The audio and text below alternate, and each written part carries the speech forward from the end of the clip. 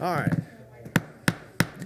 Good evening, ladies and gentlemen. Now, before I call this meeting to order, I want to make one thing clear. Not everybody in the room watched Yellowstone last night. So nobody give anything away, because some of us are waiting to watch the recorded. With that, I do want to recognize the absence of Commissioner Martin. He was out of town on business. He'll be back at our next meeting. And with that, do I have a motion to approve the agenda as it was published? I have a motion from Commissioner Clark, second from Commissioner Farnsworth. Any comments or questions on the motion, floor from the dais? Hearing none. Any public comments or questions on the motion on the floor? Seeing none, all in favor signify by saying aye. Aye. Motion passes unanimously. I'd like to invite our chair of the P&Z and our vice chair of the Newberry Opioid Task Force up to the dais to give tonight's invocation for us. Ladies and gentlemen, if you would please rise for the invocation. This is not Reverend Michael Snyder. He was not able to join us. And then after the end of the invocation, if you would please remain standing for the Pledge of Allegiance. Naeem. Thank you. Thank you, Dyson and Mr. Mayor. If we could bow our heads. Heavenly Father, we just thank you for the life we live and how we live and where we live. We are so grateful for all the opportunities you've given us. We are grateful for the community we live in and the citizens that live here with us. Lord, I ask you that you continue to bless us and always keep us. Lord, I ask you to be here in the commission tonight, listening to, helping the commission speak your words and what you want spoken tonight. Help the community listen to what's being heard, and that we ask that your will be done always. And I ask for your protection over our community always. For this we pray in Jesus Christ's name. Amen. Allegiance to the flag of the United States of America and to the republic for which it stands, one nation, under God, indivisible, with liberty and justice for all.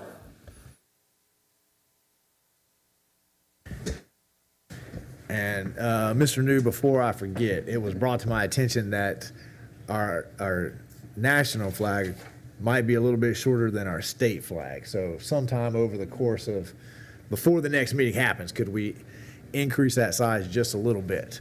Someone with a really sharp eye pointed that out to me, so I appreciate it. Okay. Let's see, we have no presentations tonight, so we are boom right up at public announcement. Ladies and gentlemen, your commission likes to hear from you frequently and often on anything that's on your mind, so we put aside this time at the very beginning of the meeting. These are 2-minute public comments, so if you got a lost dog, garage sale, you want to introduce yourself, great time. You don't have to wait till the end of the night. At the end of the night, we have 5-minute public comments. So if you want to talk to the commission about something a little more controversial that you might want to wait till then, you can talk to us at both periods if you would like. And with that, anyone want to come and introduce themselves to us? Come on down, sir.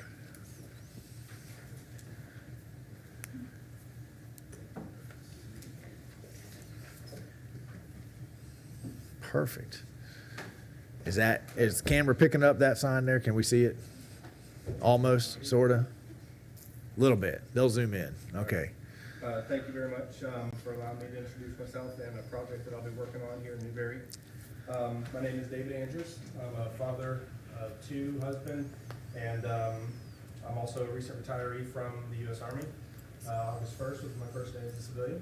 And in retirement, I'm looking to open up a brewery in the town of Newberry. I've talked with the mayor a little bit. He said that Newberry's been looking for one. The other towns around here have them. So it's going to be a full-size brewery. It's going to serve food. It's going to be a family-friendly area. Event spaces will be available to be reserved. Place where you can listen to music, play games with the kids, things like that. So currently I'm in the startup phase, and I am looking for investors. If anybody is interested in being a part owner of a brewery, then they can go to the Newberry Tasting Room Facebook page. Also, my email is dangers1234@gmail.com, or my cell phone number 813-404-4791. I'd be happy to send over an investment brochure, talk to you about the project in detail. If anybody in the city of Newberry is looking to invest as well and be a part owner, that would be great. Well, we appreciate you, sir. We appreciate your service to the country, and then we really appreciate that you want to come to the city of Newberry and open up something that we've had a ton of residents asking us for years. And it just occurs to me that there's a young lady in the back, Miss Kathy Thomas, who spent many years in Germany as an Army wife. So if you need anyone who has some expertise on German beer, pretzels, she might be able to be a taster for you, right? And so we appreciate it. Commissioner, got any questions for Mr. Angers? I just met you this weekend, David. Thank you for your service and welcome to the community. Thank you very much. All right, good luck to you. We're going to be pushing some folks your way, Appreciate it. hopefully. Thank you. Any other public comment? Naeem or Chad, I was just notified by some members watching on TV that the mic wasn't on. They were actually interested on what he Man, was I could posting. hear him up here. Was the mic? Yeah, is the the mic volume wasn't on on. YouTube? So I didn't know. That's a really interesting topic that he brought Yeah. up, and I know a lot of people in Newberry would be interested in hearing about Yeah. it. I don't know if we can bring him back up real quick just to repeat it, or Yeah. you could just give an idea.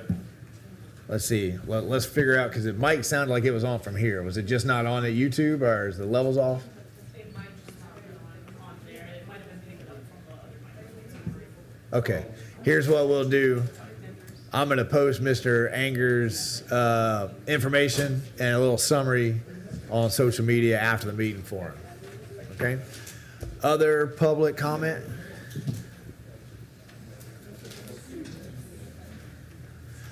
Seeing no more public comment, we are going to move on to consent agenda. Do I have a motion to approve the consent agenda as it was published? I have a motion from Commissioner Coleman, second from Commissioner Clark. All those in favor signify by saying aye. Aye. Motion passes unanimously. That takes us to our first public hearing ordinances. This is an open container ordinance. The idea is to create an area downtown where the local businesses could partner with Main Street and the Newberry Area Chamber, right? And the businesses downtown would be able to sell alcohol that you could take into Berry Park and watch the activities, okay? So with that, why don't we, while Brian's getting ready, Mr. Scott, would you please read ordinance 2022-48 into the record? Absolutely, Mr. Mayor. This is an ordinance pertaining to alcoholic beverage regulations within the city of Newberry, amending prior Chapter 6 of the Code of Ordinances of the city of Newberry to allow for the open consumption of alcoholic beverages in a defined zone within the downtown area within certain limitations and regulations, repealing all ordinances in conflict, providing an effective date. Appropriate motion is pass ordinance 2022-48 upon its reading by title only at the appropriate time. All right, Brian, you had a presentation for us? Thank you, Mr. Mayor. So this is first reading of ordinance 2022-48. This would allow for the open consumption of beer and wine only, not hard spirits, in a defined area in the downtown. This would be to facilitate support for our local businesses, that merchants that sell beer and wine, and also our shops, where people could also then go and shop. And it'd also be in support of festivals that we have in the downtown area. So example of those type events would be Newberry Main Street Fall and Spring Festivals. Other communities that sort of started with this program, they've grown over time, and they have they've broadened it to where they'll do like a First Friday type program, or the first Friday of each month. They'll come in, people will come into downtown, and some of the communities, one of them I know that we looked at was Thomasville, and that thing has grown so much that most of the people that attend now are from outside the area instead of the local community. It's gotten pretty huge, very successful. Basically, like it says, it opens for the open consumption of alcohol, of beer and wine, purchased at the local merchants in the zone within about a 2-block radius of downtown. And so we'll show you a map at the end that defines that, the proposed area. It has to be, again, has to have been purchased from either a merchant within the zone or a licensed vendor that's operating within the zone as a special event. Patrons would be identified by some means such as a wristband. Potentially some communities use a special cup that's got an imprint on it that's it would say Newberry Sip and Shop or something like that. But some means to identify that they weren't drinking beer and wine that was brought in from the outside, that was from the local merchant. It also allows that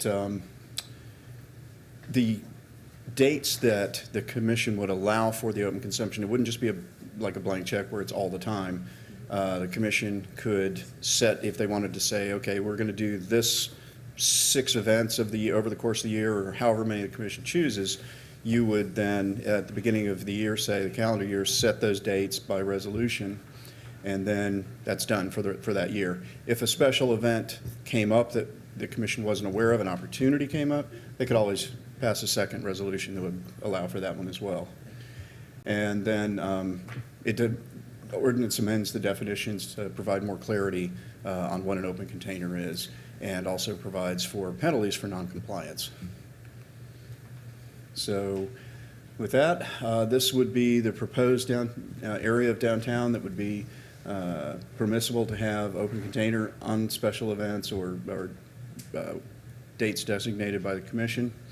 It would be basically the north side of Southwest First Avenue, north to the south side of Northwest First Avenue, and then between just the other side of the railroad tracks, and then the east side of 260th Street on the west. The area that juts down to the south there along the rail line, the Seaboard Coastline, is that's where the fall and spring festivals are held, and the area that the city's designated as potential development for street festivals and streetscaping. So with that, staff's recommendation would be to approve ordinance 2022-48 on first reading. Thank you, Brian. I should say, over the years, Main Street has requested something along these lines. The Chamber has requested something along these lines. Every retail business in downtown, both past and present, have requested something along this. If you've noticed, Main Street and the Chamber are really partnered a lot to bring things downtown. They have a whole bunch of stuff happening over the holiday season. And they are trying to do, what Brian talked about in Thomasville. That's what they're trying to generate some folks coming downtown. This is something that most of the communities around us have, and they feel like most of the business feel like this is something they need to try to help get them through those times. So, questions, thoughts, considerations? Commissioner Farnsworth. A few questions. If somebody's given an armband or a cup to identify that they've purchased a beverage from one of the local establishments, what will keep them from going to their car and drinking the rest of the booze out of their car? Mr. Mayor, primarily the honor system. Okay. There would presumably be somebody, the mayor talked about the Newberry Main Street Organization Chamber partnering. Presumably they might be partnering to provide the logistics or the administrative side of this. The area would be defined by some signage that would be placed out during those weekends, and then during the event, presumably there would be people kind of looking out. It would be difficult to fully enforce it, but if you had a few people in the crowd that were just kind of keeping an eye out for that kind of thing. But one of the items that the city attorney added to the ordinance was a provision for penalties, and so if somebody was caught doing that, ideally they would be made to leave. But if they went beyond that, there'd be other provision for penalties beyond that. What kind of penalties are you talking about? I'm glad you asked, but I have to read it myself. I read through it and now didn't memorize it. Civil citation, not to exceed $200 per incident. And who's going to issue those? At this point, we would have to rely on the Alachua County Sheriff's Office, I think, to help us enforce that. Like we relied on them to enforce the municipal building problems that we had recently? I think that was rhetorical. Hope so, because I didn't have an answer. What's the liability of the city of Newberry if somebody had been drinking downtown and slips or falls on the sidewalk and breaks a hip? What's the, I'd have to what's the refer to our liability? city attorney for that one. You always have potential liability, and you can't keep from somebody suing the city. Our insurance company would be the first line of defense for that. If there was a bad sidewalk and we knew about it, then conceivably it could involve whatever agency owns the roadway and the sidewalk and the city. And and even the establishment might be brought into that as well. So my experience is with plaintiffs' lawyers, they sue everybody, and that's, the nature of the beast as far as that goes. And you're implying that this is kind of a requirement to increase downtown traffic to these things. I mean, do you have to serve alcohol to increase the flow of traffic to our area? Are things that bad that we have to cater to the people needing alcoholic beverages? Mr. Mayor, this would just be one tiny element of a much broader program I think that the city would initiate over time to bring people downtown, in addition to festivals and things, additional infrastructure, eventual creation of a farmers market pavilion, those kind of things that would be a draw. It's just a program that other communities have found people really enjoy and like to come in and take advantage of from outside the community. Well, just remember, Monty remembers firsthand Prohibition. And so a lot of his comments they're from a different time. Any more, Commissioner? Not right now, no. Anybody else got? Let me- Commissioner Clark? Hey, Brian, so, I like a good beer on a good afternoon as good as anybody, and one of my questions is, you got the map? It's a very long, down the area, there's nothing happening down there, so, for me, if we were gonna do something in what we call the downtown area, I would suggest we pull this map back toward the east some, unless there's a reason or somebody's got something going on down there that we don't know of maybe, but all our festivals and all our stuff tend to mitigate right here in this little area, including Seaboard Avenue. And, here again, are we bringing in vendors? Is this a special permit? They're gonna get a vendor for beer, or is it gonna be our businesses, or both? Mr. Mayor, this would be sort of all of the above. Certainly, the map could be contracted and then expanded at a later time as businesses spread out. There is an anticipation that in the future with the construction of the one-way pairs and the expansion of our commercial district, that over time, that's going to expand outward. This could certainly be contracted and expand outward as things develop that way. The alcohol permits are going to be I'm assuming would be issued as similar to how they are now. The vendors that are brought in would still have to have their state licenses for catering to serve alcohol.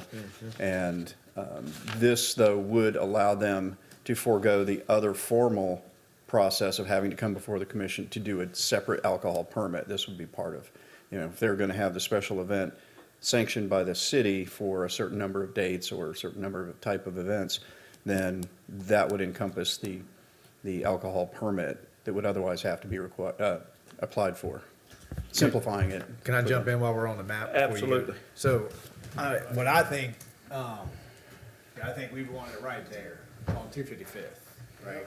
Because I think this is the downtown area that we're talking about. I would also suggest that we should cut this about in half. And once you're north of Berry Park, you're back into a residence. So if we just make that line, the city, I believe, has an easement that cuts between Berry Park and the residence, and then take it to this backside of City Hall. Now, I agree we have talked about expanding City Hall, two-way pairs, opening this up, but that would, that would give us a very defined area. And I think every request I've had has been to help support the downtown businesses that are there. So I would say this is restaurants that are brick and mortar here that want to participate. This, if you want to bring in a beer and wine food truck, that's a separate kind of a deal, right? We're trying to help support our downtown businesses, those, certain events.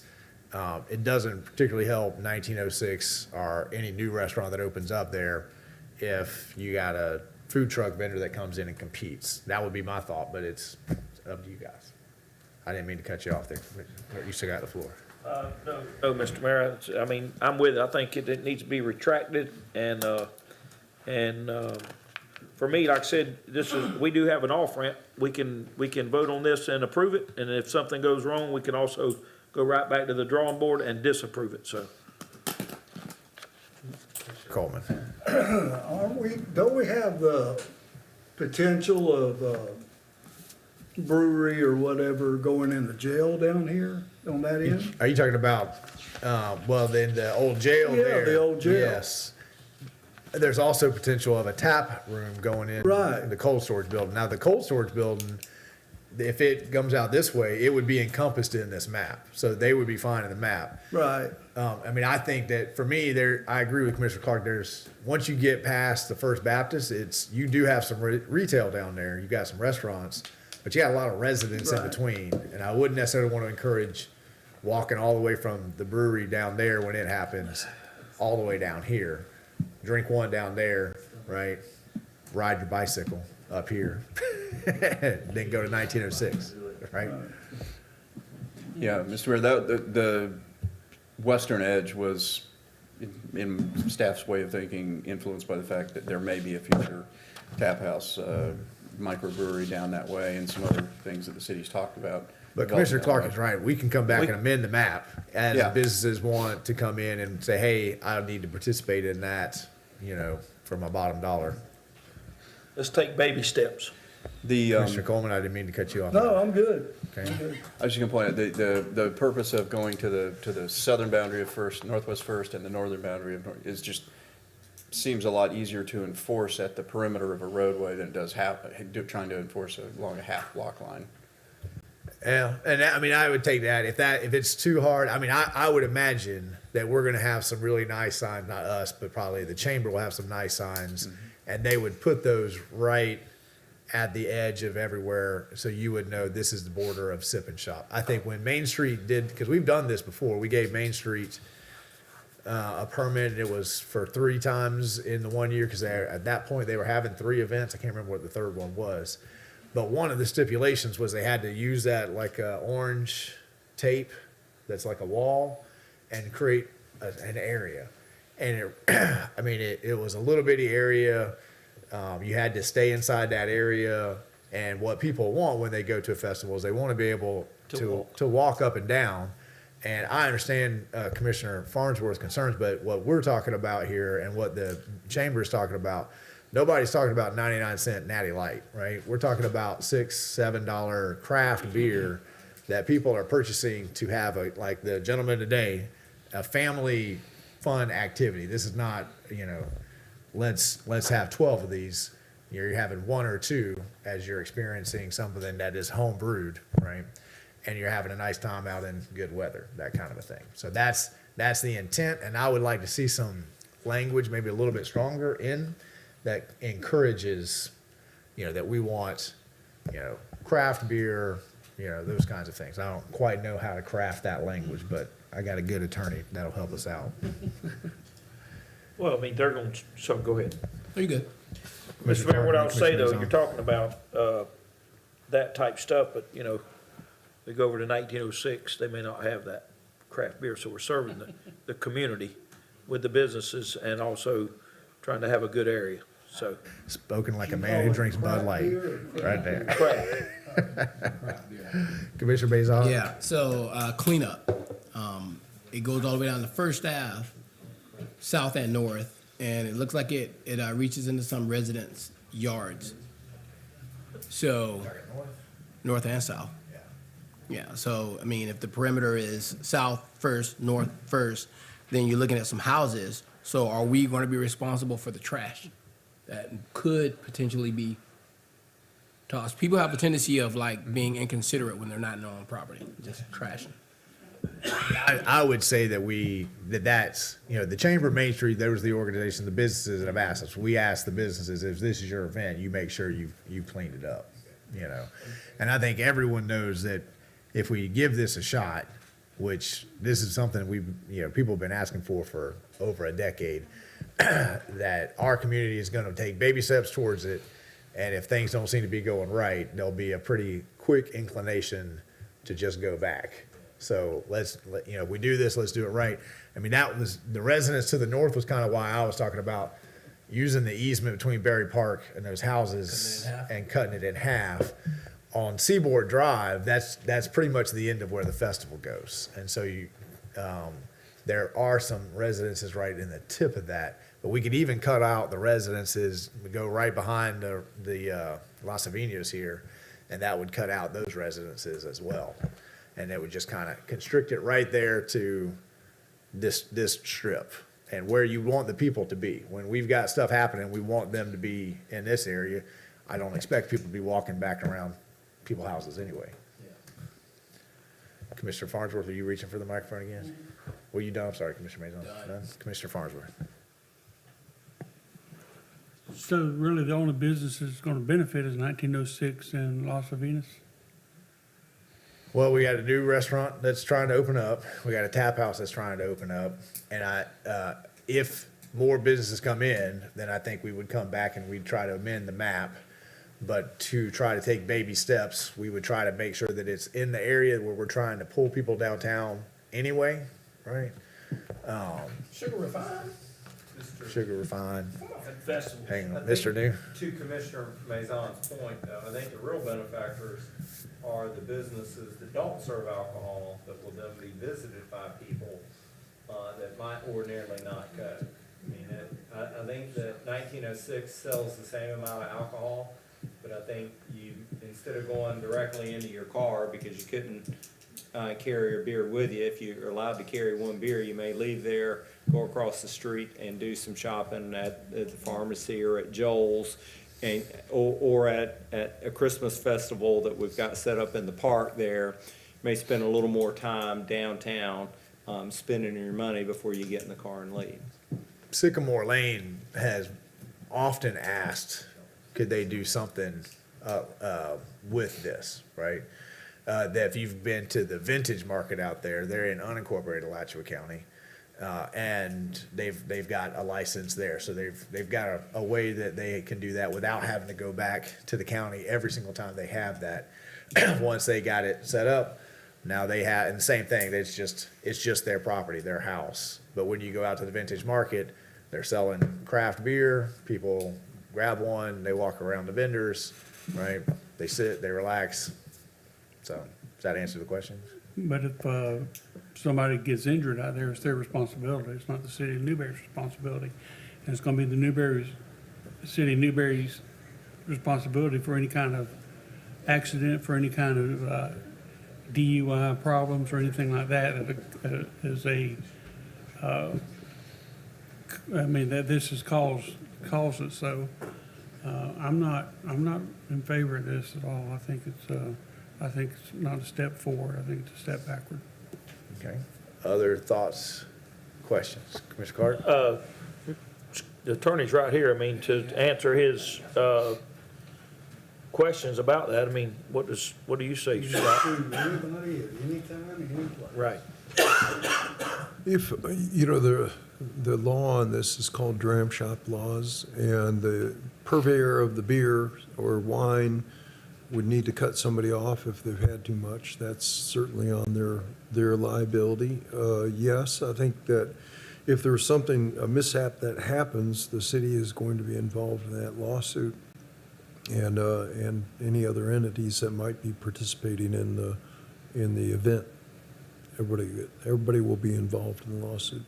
I don't disagree. So I think we're just asking for problems. I mean, this reminds me of the conversation we had when it came to golf carts. And, you know, will people abuse the golf carts? Yeah, right? Some people will. Anytime you try, but do we punish everybody in town who wants to participate in the activity and will do it right because of the one or two people who will do it wrong? I mean, the vast majority of people I know, they're just trying to have a good time. I'm not denigrating those concerns. I think that's exactly what this conversation is supposed to be about. Like, how do we make sure that we do this in the most responsible way?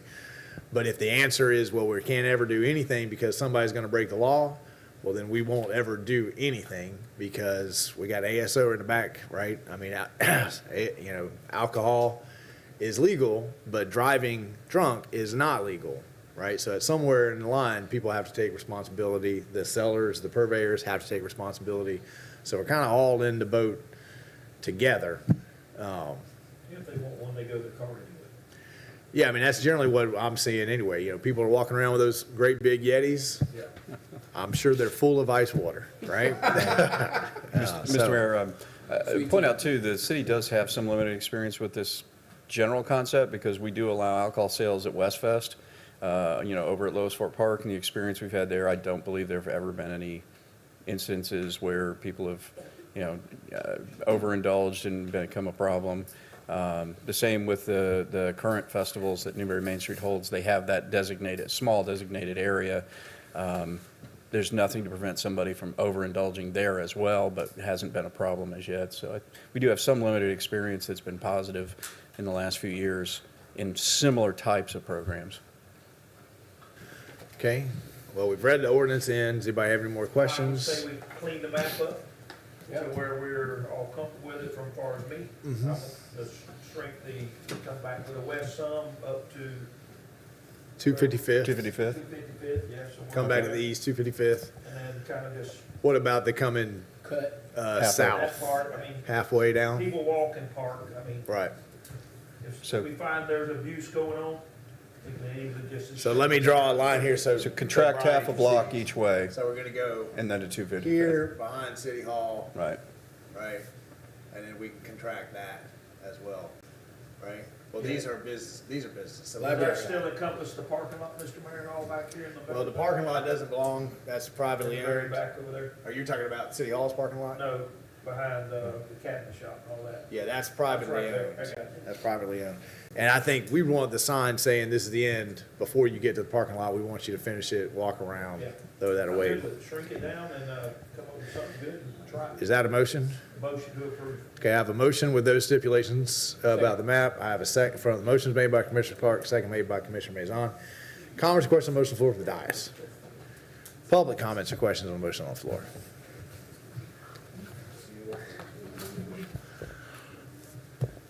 Ms. Peggy, don't forget to state your name. Peggy Loy. And I'm talking about the Main Street times we've had alcohol. It wasn't a really tiny area, it was that whole parking lot. If you eliminate it now, that is where the food court is, and people usually like to have a beer with their food. That's true, they got permission to use the parking lot. So yep, because we were nice. But I was just thinking that the Main Street times we've used alcohol and the West Fest when we've done alcohol has been mostly during the daytime. And most people want a beer when they're eating something or walking around, it's hot, whatever. It might be a little different at night. You may want to give that some thought. And then, of course, all businesses have the right to exclude food and beverage from their shops. Just with the comment about daytime, nighttime might be different. Excellent comments. So your motion, though, kept the parking lot in for that? Yes. Okay, That's just making why I sure. put all that in back there Right. behind. Just making sure we're clear. All right? All right, Naeem or Chad. So I love the idea. I think it's great. Reminds me a little bit of Savannah, Georgia, where they have that street area.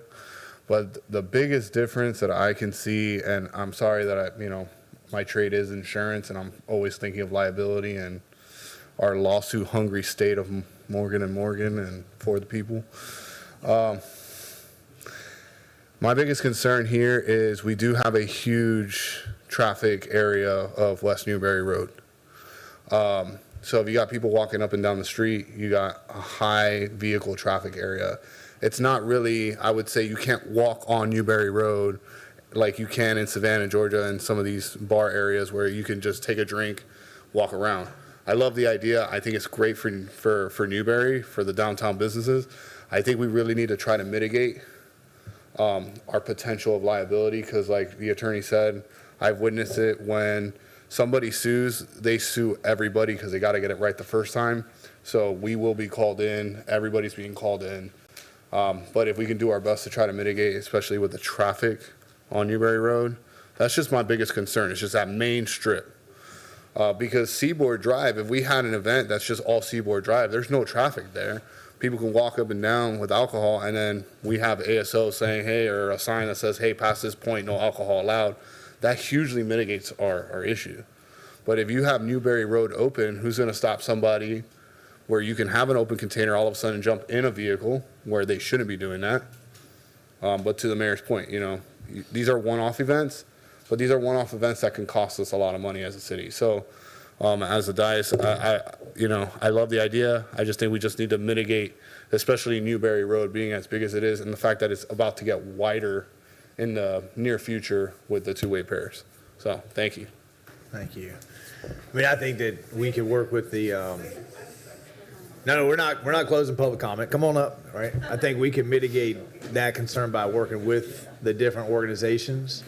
And I would also remind, when we have the two-way pairs, I think that will make getting across the street easier, because every study that I've ever seen shows that if I only have to look in one direction, it's a whole lot safer. It's the back and forth. So once everyone's just going one direction, that'll make that a little bit easier. Yes, ma'am. Gail Watson, citizen. I never really understood maps that well, but it looked like to me the church, First Baptist Church, is in the map. So you retracted that out. Thank you. Yes, ma'am. Only communion. That's the only thing allowed. Other public comment.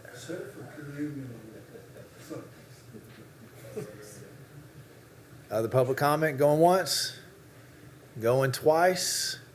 Okay, we'll close out public comments. Did the staff hear anything else that they want to, or not staff, did Dice hear anything else they want to ask? Okay, got comment, Commissioner Coleman. Well, I'm no longer a drinker. I was a drinker, but I don't think that we should be making laws or rules that just because. I mean, my faith is a whole lot different. Where I'm going with this is, I want to give every Newberry business owner every advantage they can get. So I'm going to vote for this. Maybe that was where I should have started. All right, roll call vote. Commissioner Coleman? Aye. Commissioner Clark? Aye. Commissioner Farnsworth? Aye. Commissioner Maison? Absolutely. Okay, motion passes 3-1 with Commissioner Farnsworth in dissent. That moves us to item 3. Ladies and gentlemen, we're going to be entering into a quasi-judicial procedure. When we are entering a quasi-judicial, this means that the commission will stop being a legislative body and will become a judicial board. This means that we have to follow certain rules and adhere to a different standard of decision-making. The primary rule we must follow concerns testimony. The substantial and competent evidence standard must be met when the judicial board makes a decision. Standards shall state the following, and I quote, all public testimony will be taken under oath. Everyone testifying will be subject to cross-examination. All documents and exhibits shall be entered as evidence, and giving opinion testimony is limited to experts. Closing arguments will be limited to the evidence of record. I'm going to ask the city attorney this time to read into the record the resolution. Would you do so, please? Yes, sir. Mr. Mayor, this is Resolution 2022-75, SP 22-02, a resolution of the City of Newberry, Florida, approving an application SP 22-02 for a special permit for a cottage industry use within the Agricultural A zoning district pursuant to Appendix B, Article 4, Section 4.2.29.6 of the City of Newberry Land Development Ordinances. located at 27317 Northeast 78th Avenue. Tax parcel number is 01780-000-000, providing for certain permit conditions to protect the public safety and welfare, repealing all resolutions in conflict, providing an effective date. The appropriate motion is to pass resolution number 2022-75 upon its reading by title only. Thank you, sir. Sure. Now I'm going to ask the clerk if you would swear in the applicant, staff, and anyone who is requesting to speak. If you're here to speak to this quasi tonight, if you would please stand. Even if you're not sure if you're going to talk, we'll go ahead and swear in right now. Madam Clerk. Please raise your right hand and state your name for the record, starting on my left. Brian Thomas. Brittany Huckman, do you hereby swear or affirm the testimony you're about to give is the truth, the whole truth, and nothing but the truth? I do. You have any duties? Thank you, ma'am. Now, before we begin, we need to disclose any ex parte communications and disclose whether any member physically inspected the property. Ex parte communications are any conversations or transmission of information that may have bearing or influence on any voting member's decision. Commissioner Coleman? None. Commissioner Clark? None. Commissioner Farnsworth? None. Commissioner Maison? None. I'm a non-voting mayor, but I have none as well. I'm going to explain the order of presentations. I believe this is the only quasi-judicial tonight, so we're going to be a one and done tonight. First, we're going to hear from staff with the overview, then the applicant will have the opportunity to make an presentation with no time limit. Then we'll hear staff's report and recommendation, also with no time limit. I've not been contacted by anybody wishing to claim a third-party intervener status. That's going to move us to public comment. Any members of the public here tonight who wish to speak to this agenda item will have 3 minutes to do so. Then the applicant can cross-examine, staff can cross-examine, members of the decision-making body through the chair can ask questions of the applicant or staff. Then we'll have final arguments. After that, the city attorney will advise decision-making bodies applicable law and the factual findings that must be made to approve or deny the application. Then we'll deliberate, and after deliberations, the motion will be taken to approve conditions, continue, or deny. That's the presentation order, and Brian, go ahead and get us started. Thank you, Mr. Mayor. As stated, this is Resolution 2022-75. It's an application to request a special permit to allow for a cottage industry on an agriculturally zoned parcel. The application is by Ms. Brittany Huffman. The business is the Southeast Perimeter Solutions, Inc. Total acreage on the parcel is approximately 23 acres. Total number of employees is 22. Out of the 23 acres, it looks like, and you'll see it in the map, somewhere between 2.5 and 3 acres is actually used for the business. Here's the subject property. They access the property from Northwest 78th Avenue. The dotted line is the railroad tracks, and further over you can see State Road 45. As you can see, it's a pretty isolated parcel surrounded by agricultural uses, both active farmland and silviculture. A little bit more of a blow up you can see there in the center. The red boxed area there is the approximate area for the actual cottage industry business. So it's, like I said, it's about 2.5, 3 acres out of 23 total. But what happened? There we go. Okay, so cottage industries are basically, they're uses that are more intensive in a home-based business. They're a home-based business, but they're more intensive, which is why they're only allowed in the agricultural zoning district, because presumably there's more space and less likelihood of having a commercial situation that becomes a nuisance to a neighbor. And so, again, they're only allowed in agricultural districts on a minimum of 5 acres. It does have to be approved by the City Commission after conducting a public hearing like we're at tonight. So there's a long list of examples of cottage industries. I won't bore you with all that. I will say that there are there's some areas where the business doesn't actually fit the cottage industry criteria, but they comply with the majority of the criteria, and I think they're close enough the commission might want to consider some exception to some of the criteria. Specifically, like in examples of cottage industries, it says that you can only do an office use for an electrical service or contracting, plumbing, masonry, that kind of thing. So there would be, outside of that requirement, excuse me, criteria. That would be one area. There's 9 specific criteria, conditions, and performance standards for cottage industries. And so just to show you, minimum of 5 acres, yes, they have well over 5 acres. The square foot devoted to the cottage industry is only supposed to be about 1,000 square foot or less. They don't actually comply with that. They have a fair amount more than 1,000 square feet that's being used for the cottage industry. It does have to be an incidental use where less than 50%, excuse me again, of the residential living area, thank you, where less than 50% of the cottage industry square footage comprises less than 50% of the overall residential use. And again, the cottage industry use, it does exceed the 50%. So they wouldn't quite comply with that. Number of employees, only 2 additional employees are supposed to be on site for a cottage industry. While they have a total of 22 employees, only 6 of those actually work on site. Everybody else is out in the field all day from like 7:30 to 5:30. They're not there. They're out in the field. And there's only 6 people that are actually on a regular basis on site. You can't change the character of the dwelling. They comply with that. They haven't changed the appearance. Outside appearance hasn't changed as a result of the cottage industry. You can operate an accessory building operate a cottage industry in an accessory building, which is a difference from home-based business. You cannot do that in home-based business. And so, warehouse or storage not solely devoted to the cottage industry. While they have a number of storage buildings and pole barn type structures that they use for the cottage industry, they also use it for farming equipment. They also use it for personal storage of items and things. It's not solely, so they would comply with that one as well.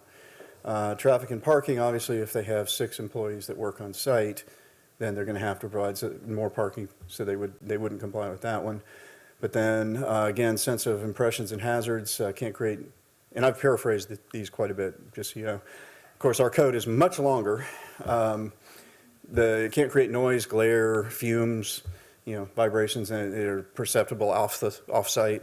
I believe they substantially comply with that because we've never had a complaint from any of the neighbors about the business being there. And no combustibles in violation of city fire codes. Not aware of any of those. And utilities, basically, they wouldn't have a substantial excess use of any of the electric, water, or sewer, which they don't have water and sewer, they're on well and septic. But, the electric would not be able to be in, substantially excess of what a residential unit would use. We believe they're substantially in compliance with that one as well. And so, on the whole, in compliance with 5, somewhat out of compliance with 4. So the staff's recommendation is actually to either approve with conditions, or deny the application. If the commission is so inclined to approve, what staff would recommend is that you allow us to modify the draft resolution that's in your packet to account for those differences, and then we would have that back for the mayor's signature. Okay, does that conclude your? Yes. All right. Does the applicant wish to make a presentation? Just here to answer questions. Okay. All right, and that will move us to public comment. Any members of the public wishing to speak to this agenda item have 3 minutes to do so. Going once, going twice, and did you hear anything you'd like to cross-examine? Me? No? No? All right. Member decision-making body, do you have any questions of staff? Commissioner Farnsworth. So is this business currently in operation in this area? Mr. Mayor, it does. Over the course of several years, there have been other businesses on the site. It was annexed fairly recently into the city of Newberry. So some of those businesses operated under the county when it was unincorporated Alachua County. And then once they applied for annexation and brought into the city of Newberry, didn't really come to light and the applicant has stated that they thought they were in compliance with everything because they were previously with the county.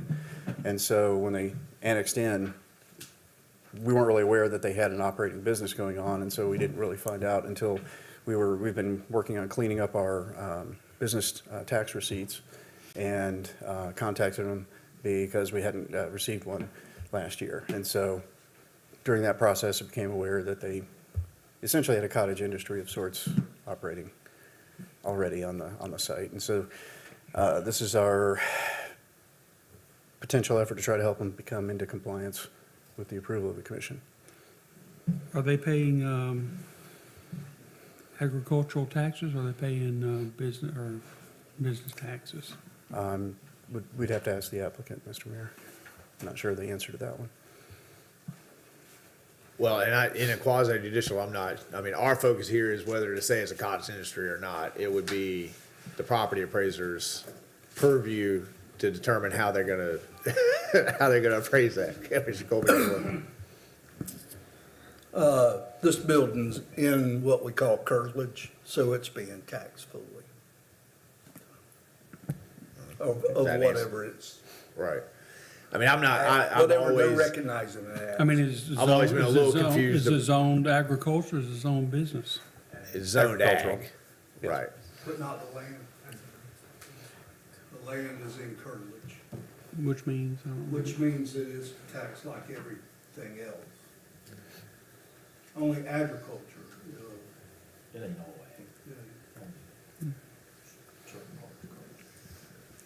Does that conclude your questions, Commissioner Farnsworth?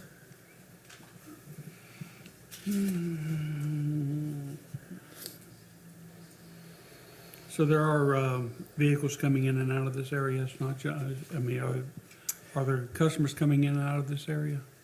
Mr. Mayor, according to my discussions with the applicant, the workers come in, pick up supplies in the morning, and then head out in the field for the rest of the day. And so I don't believe there are actual customers coming in and out of the business. Okay. Commissioner Maison. Is it going to be, is it a permanent, or is it a transfer with land? Mr. Mayor, the reason staff proposed this as a special permit rather than a special exception is so that it would not transfer with the land. And so this would reside with the owners. If they decided to transfer the land and the next owners wanted to continue it, they'd have to come back before the commission for another special permit under their ownership.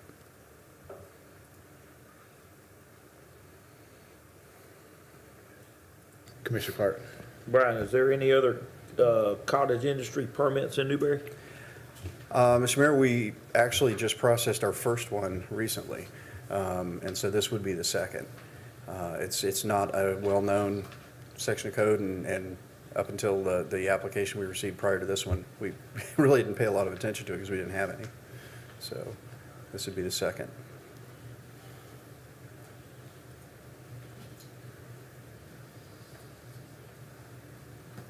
Were you done, Commissioner Clark? Yeah, go ahead. Brian, what are so let's say hypothetically the board denies this, what does that mean?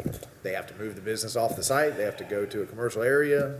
What is that? What are the implications? In that instance, Mr. Mayor, it would basically be in non-compliance with city code, and then they would be served a notice violation from code enforcement, given a certain amount of time to remedy the situation, which presumably would mean relocate the business.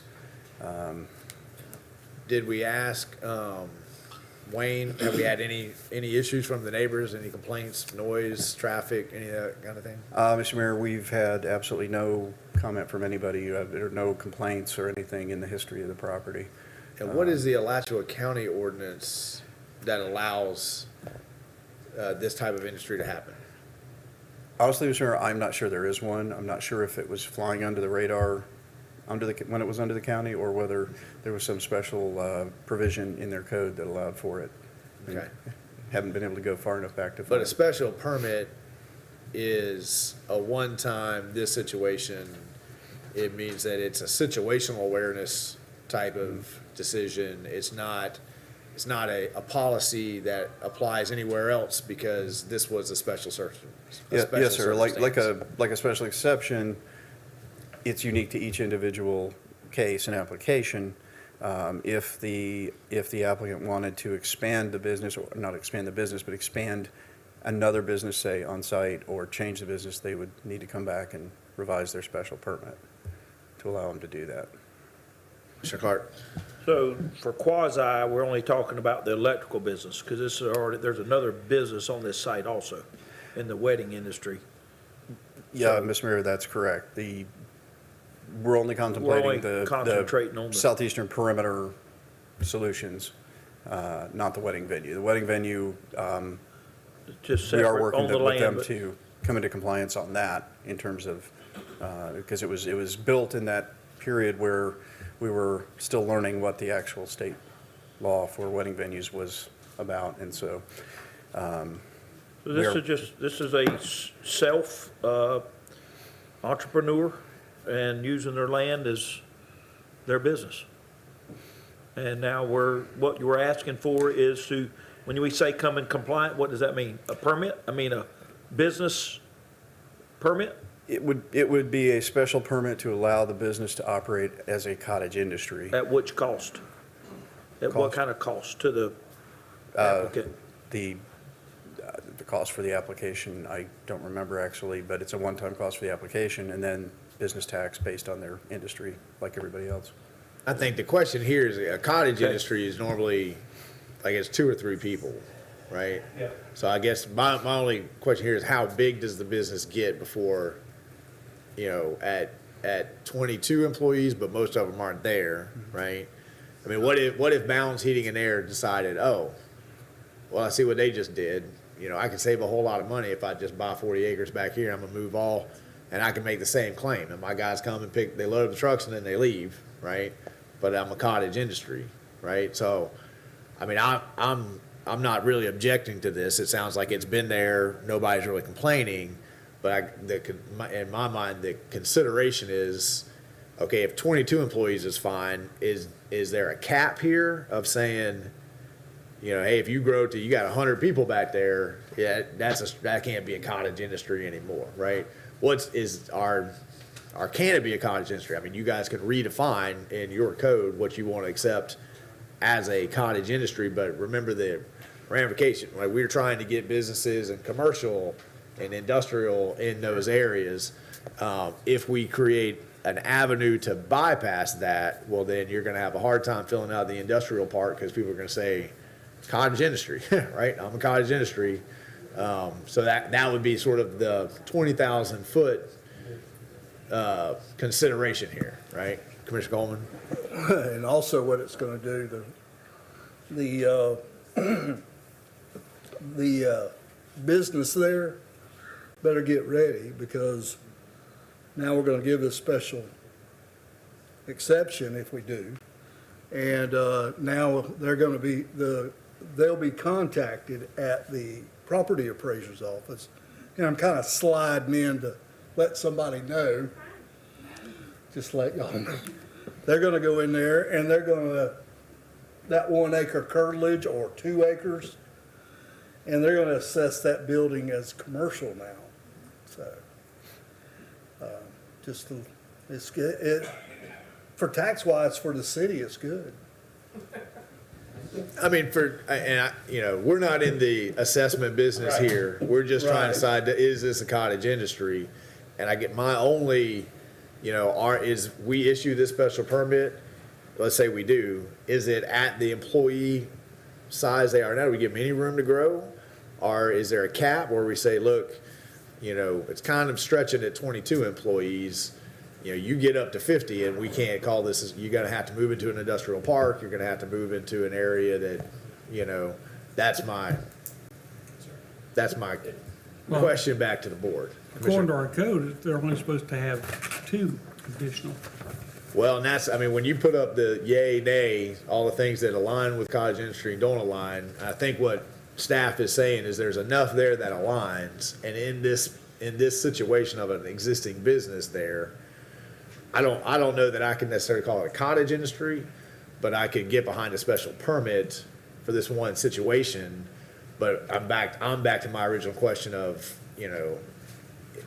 I want them to do well. I want all businesses in Newberry to make money and grow. So at 22, if we're okay, are we okay at 40 employees? Are we okay at 50 employees? When does it get tough? to, I say let's wait for that to happen. and then come back to it. And with a complaint, let's don't dig too deep into the woods in this. I mean, you never know. So, but when we do the first complaint, then we'll be looking at, oh yeah, it was a special permit. Now we need to do something. Okay, Commissioner Clark? Mr. Mayor, what I was gonna say, I mean, the cottage industry, and I'm on board with, this business, trying to do whatever they need to do to keep their business. There are a couple things, but what I would say is, can we make one either approve it with condition, or, Yeah. that's what you said? I mean, you could approve it for 5 years and then come back and see how they've grown, and if they're still anywhere near that cottage industry definition. Because it's on the fine line of not being a cottage industry. I mean, but if we approve it with special exception tonight, Yeah. and give them a chance to She'll get a roll chance. with it, and then We're not put there it with a yet. condition. Right. Commissioner Farnsworth? Yeah, I mean, the way it sits now, it doesn't fall under our definition of a cottage industry, so I don't think we can approve it as a cottage industry. Allowing them to do this, also don't see how it's fair to, other companies that are in the city that are in compliance, like the other electrical companies or plumbing companies or automotive companies, whatever the case may be. So, I mean, I want them to be successful too, and I don't want them to do anything against them, but I also can see where other businesses are having to pay up and do the right thing, and we're letting this one slide. So I'm not sure that it should be approved or not, honestly. Okay. I'm hesitant. And I'm just gonna pause in there, remind the applicant that we are to a 4-person board. And if a motion is made and if it goes 2-2, that would count as a denial. So if you're listening to the conversation at any point in time, you'd like to ask us for a continuance, you have that right as an applicant. Okay, so, I mean, I don't see how this is necessarily fits the definition of cottage industry either, but I think that's why staff is bringing us a special permit. It's kind of under this umbrella of this concept, but it doesn't particularly fit. That's where the special part comes in, right? Like, this is a special understanding of this situation. Commissioner Maison. I have a question. The 22 employees, do they meet at all? Do they meet once a week? Do they even come to the property to pick up trucks? How does that work? Mr. Mayor, as it was explained to me by the applicant, they arrive in the morning, get their supplies for the day, and then leave and are gone the rest of the day. So until the next morning. they do come, grab their trucks and head out, all 22? Yes. Okay. I mean, UPS could be a cottage industry. Right? You guys go pick up the trucks, leave, and then you come back, right? Other questions about, I mean, I think a 5-year sunset on it, that would precipitate coming back and seeing how have they grown, right? And we could ask, after the end of 5 years, we could find out, has the neighbors complained? Have stuff grown up around them that's caused a problem? Are they at 50 employees now, and it really is a whole bunch of trucks coming in and out? That gives the business a little bit of time, but not a blanket window. It gives you the opportunity of this board, whoever's up here 5 years from now, to come back and reassess it. And that kind of gives everybody a little bit of breathing room to figure out if they clearly know that, hey, we could kind of skate and call this special right now, but when you're at 40 or 50, that's probably not going to be the case. Then it gives them time to then make some alternate plans, move into an industrial park, move into somewhere else. I mean, if we say no now, then I think that cuts the knees out from under them. They got to figure out something tomorrow about how to continue their business going. And we got 22 salaries on the line here too, right? So we got 22 people that need to feed their families. So trying to figure out some way to keep that going for some part of the future, I think, is an important consideration as well. Any last questions of staff? With condition. Well, we haven't made a motion yet. Mr. Attorney, would you please advise decision-making bodies applicable law and factual findings must be made to approve or deny the application? Substantial and confident evidence. Thank you, sir. Sir. Okay, we'll deliberate. If there are no more deliberations, I'll have a motion. Is there a motion with conditions? Yeah, I'll make a motion that we, pass the cottage industry special permit with a condition that it will sunset in 5 years.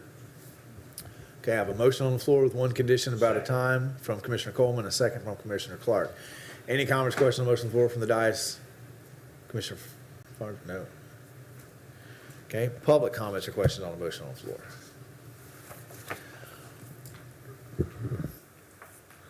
Naeem or Chad. I guess I'm looking at this as like a P&Z member, but as a citizen. I just want to I feel like I need to remind the dais that we try to be as business friendly as possible to everybody. And to the mayor's point, you know, this one has 22 people already on the payroll. I think it would behoove us to continue, like the motion is on the floor. So I'm commenting towards the motion on the floor, to allow this business to continue to prosper and to become something bigger and potentially want to stay in Newberry.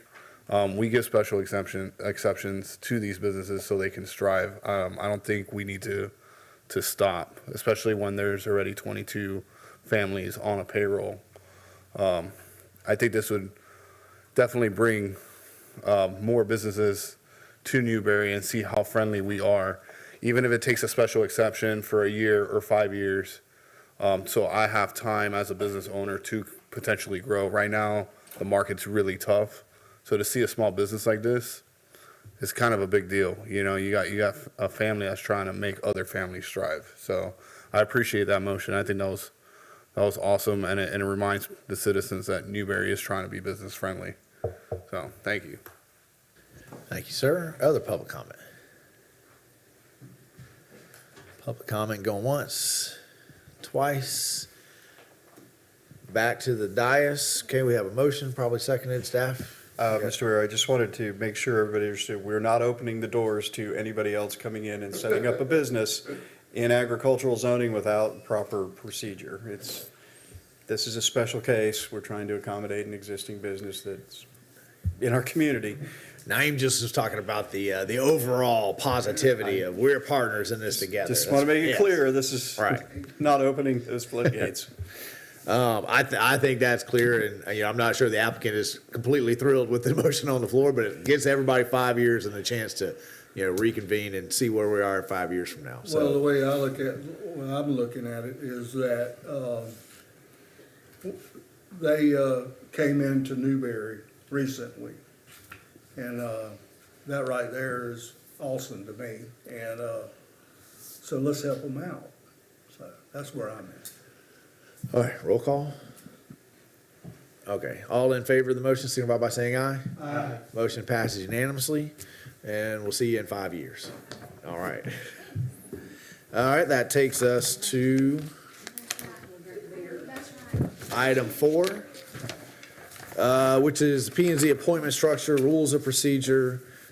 This agenda item has caused some conversation, and it's interesting to me because to me the most important word in the agenda item is discussion. And we periodically like to have discussions. I had a long conversation recently with a resident about how we don't have a policy here and that we should have a policy here. And so now we're having a conversation about a policy.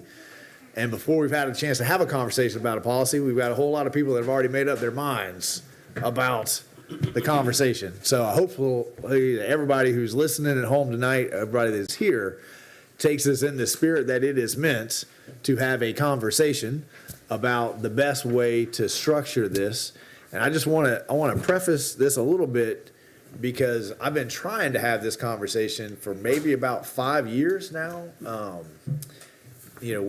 of the very first things that I did as mayor was restructure the P&Z.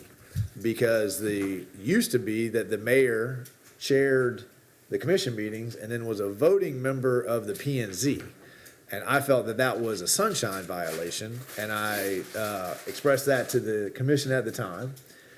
because Sunshine is very complex, and to take a vote on a P&Z and then to be talking to commissioners about upcoming votes, I felt that was too much on one side of it. So we gave direction to staff to mirror the P&Z after the commission, so we wouldn't have that issue.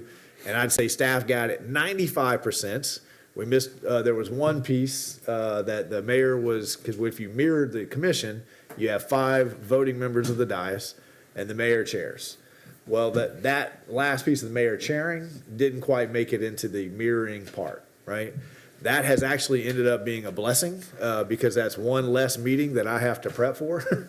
But if the commission feels that the mayor should chair the P&Z, and I'm perfectly fine with it, I serve at the pleasure of the commission, I'll do what you guys want me to do. But that's how that item got on. Then we go forward a couple more years, we have a charter review, right? And we had a charter review, and we had a separate question about taking the commission to 3 years. Well, the public said no, right? But we already had written up some policy procedures for the P&Z that took the P&Z to 3 years, while the commission stayed at 2 years, right? And that was probably another error. We should have said, if the commission goes to 3 years, then the P&Z goes to 3 years, so that we keep that going. So that's how that agenda item came up as a topic of consideration. And then the other thing that got published was, how do we appoint? Well, if you read our procedures, if you read our charter, it says that the P&Z is appointed by the commission. That's it. It doesn't say how they appoint, it doesn't say a procedure for appoint. And we've tried various ways in the past. In the past few years, we've changed the application to try to get more information. We've changed how we apply, how we advertise. I remember Mayor Conrad telling me that he would go out and he would try to recruit people, and then he would sponsor them on the dais. And he said that's the way that it used to be in the past. So I think we've gone through lots of variations. But one thing, I'm a policy guy, and I believe that we should have something in writing that says how we go about this. So that's how we got here tonight. I've seen a lot of not very pleasant things on social media. I've seen a lot of inaccurate information on social media, a lot of accusations. To me, this is a conversation about a procedure. It's how we go about things. It shouldn't have this level of conspiratorial, emotional attack to it, because right now, the commission has the power to appoint in any way you see fit, because the only thing our paperwork says is the commission shall appoint. That's it. I know it talks about the school board appointing a non-voting ex officio member. I've talked to 3 school board members about that appointment. I've talked to 3 superintendents about that. I have yet to get any action, and conversations are two-way streets. So I can tell the school board that, hey guys, y'all have the right to appoint a non-voting member to the P&Z to sit and listen to what's going on. But if we can't get the school board to appoint somebody, you know, I've done my part. I've said this is here. It's open for you if you want to do it, right? And that's never, so we can talk about that as well. Basically, my instructions were tonight was put everything that we've ever talked about with the P&Z, and let's have a conversation out in the open, transparency, as we always do everything, right? When we have these conversations, and let's just finally figure out how we want to do this, so that when we appoint somebody, we can point back to the paperwork and we bypass a lot of the misinformation about, well, you guys didn't do it the way you're supposed to, because right now there is no set way of how it's supposed to happen, right? And that's what I agree we should clarify. There should be a set way. So that's how we got here tonight, that preamble, right? And I hope we do have a good conversation, because it's been 6 years since we've reworked the P&Z. I don't want to come back to it again for another 6 years or longer, right? With that, Brian. Thank you, Mr. Mayor. Don't know if I can say anything else. Just skip right through. Well, if the clicker works. Still green. Can you, there we go. Just a brief discussion under the current process. Planning and Zoning and Historic Architectural Review Board seats are up for renewal every 3 years. Staff advertises the upcoming appointments a couple of months in advance, starts taking applications. Those applications are then presented to the city commission for their review, for your review, and then the commissioners generally select it's usually either 2 or 3 positions open at one time because of the rotation. And so the commission usually chooses from the pool of applicants either 2 or 3 appointees. If there's an interim vacancy, somebody has to step down, or as we recently had, an unfortunate situation where we lost one of our board members, then the commission appoints a replacement. As the mayor pointed out, there is no formal process. This is the way it has been done for a while now, but we do not have anything in writing that specifies it's how we do it. It's just the way we've been doing it. So possible proposed appointment process would be when a city commissioner is elected to office, they would then get to pick one appointee to the commission, to the Planning and Zoning Board and Historic Architectural Review Board. That appointee would then serve at the same term as that commissioner. If an incoming commissioner didn't have a selection, didn't have somebody in mind, then we could still take applications, we'd still run out advertisements for applications, take applications, and then the commissioner could review those applications, decide if they liked anybody out of that pool. They could also take other recommendations from other commissioners or any other means really that they see fit to come up with the person that they feel is right for their appointment. Current city code would allow for this change by a majority of other city commission without having to amend city code. And so if the commission were to choose to do this, staff would recommend that we do it, though, by resolution, which provides then the written guidelines that the mayor spoke of not having yet. Likewise, the current chair selection process, again, when a new slate of Planning and Zoning Board and Historic Architectural Review Board members or appointments are made, the new board members then elect a chair and a vice chair from the board. The mayor on these boards acts as the liaison. It's a non-voting ex officio position and holds that position on both boards. A possible proposal would be the mayor again serving as chair as he does now for the city commission while remaining non-voting ex officio member. It does allow for the voting members, including what would have been a chair or vice chair even, to focus exclusively on the issues that are being presented during the meeting, while the chair is the one that has to worry about presiding over the meeting. And again, it would be similar, essentially identical to how the city commission operates now with the mayor as chair. This would require a minor amendment to city codes because how the chair is selected is in the code.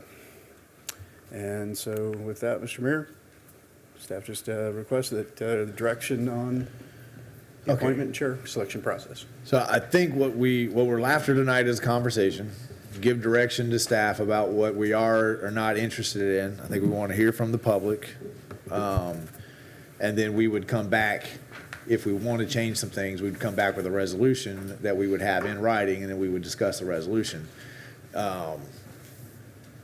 Open discussion now. The only thing of this that I feel strongly about is let's get everybody back on 2-year terms so that the alignment there is back to where it should be. Other than that, I'm open to any and all ideas. Commissioner Farnsworth.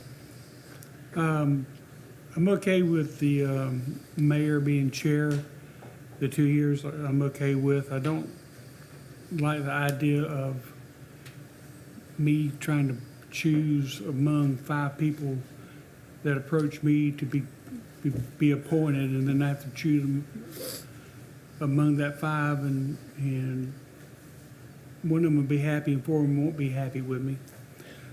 So I don't think that should necessarily have to fall upon the commission. Maybe the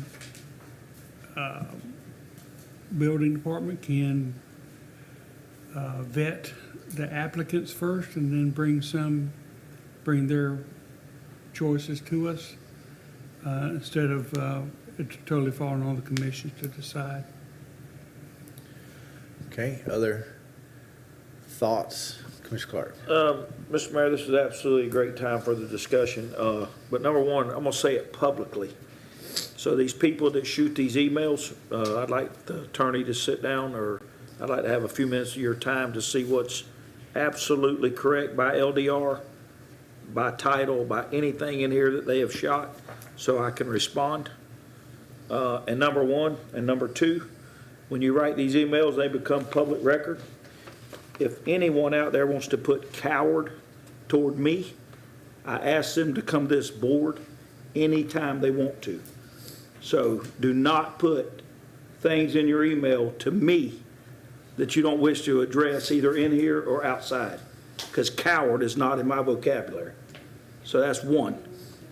I'm pretty sure that comment was directed at Well, me. it's in here to all of us. Yeah.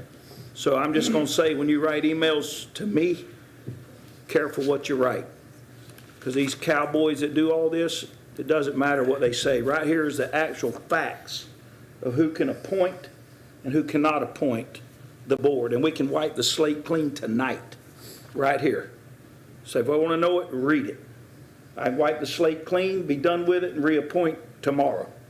So I think it's a good discussion, but I think these people that get all bent out of shape and then get on these emails and on these forums and they want to get all tough, all I say is it's the wrong place.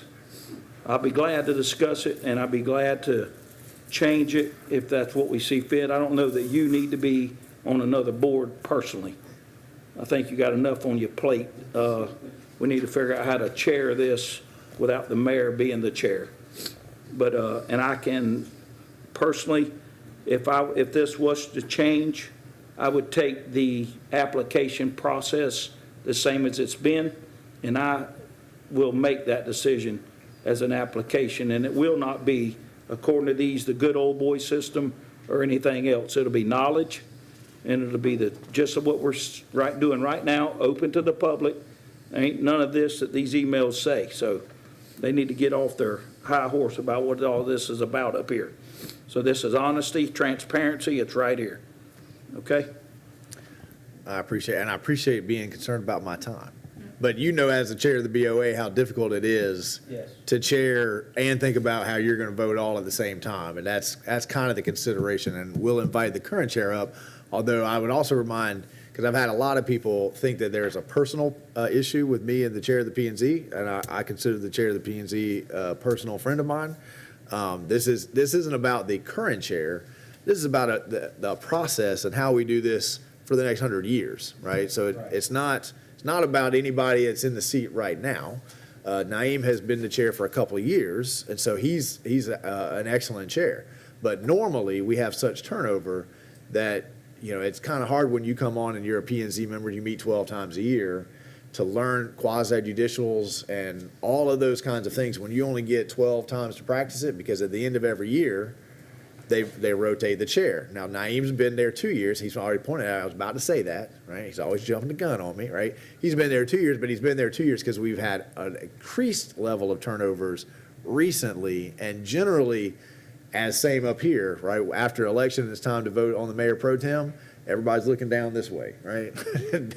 Nobody, it's the same thing on the P&Z. They're like, well, I just got here, right? I just got here. I can't be the chair. So it kind of naturally falls to whoever's on the P&Z that has been there for a year or two. And, you know, so that would be, I mean, there are the pros of keeping a rotating chair is that it's a training ground, right? The people that are on there, they get to know how to chair a meeting, right? It kind of rotates. It's interesting. You're up here for a little bit, right? You're doing civic service. That's part of it, right? So I think there's pros and cons to both sides. And again, that's why we have a conversation, right? That's absent accusation and insults, because we're just having a conversation about the best way to go about things. Naeem and I've had great conversations about these topics, very unemotionally, very dispassionately. Commissioner Coleman. Well, he took the words right out of my mouth. What I was going to say tonight is, number one, I'm not a good old boy. I know a lot of them think I'm a good old boy because of my accent, where I'm from, and everything else. But here, I'm going to throw a little light to you, Newberry Blue. My best friend growing up is a homosexual, and I love him. If I had a brother, I call him brother. So it's kind of hard to put me in the good old, I guess this will put it in the light right off the bat, is I'm not a good old boy, because that's just put me on the woke side. It aggravated me when I read this. I don't know this lady, don't care to know her. But I'm glad that we're doing this process, and I'm going to throw one other thing in there. The people of the city of Newberry voted their confidence in me to be on this board.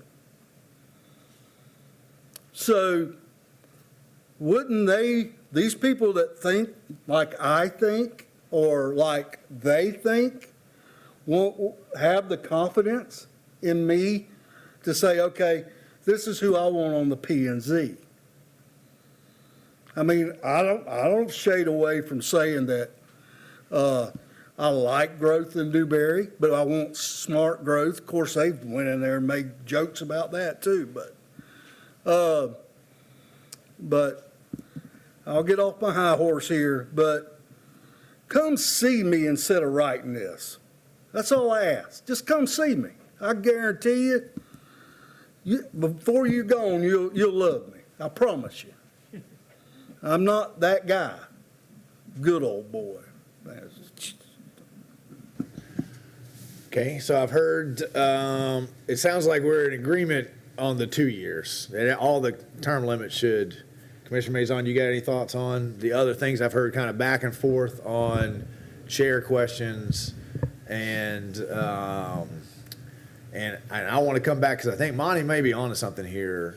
I want to come back to that idea because it is rolling around in the back of my mind. But Commissioner Maison, you want to? Can I hear you first? Yeah.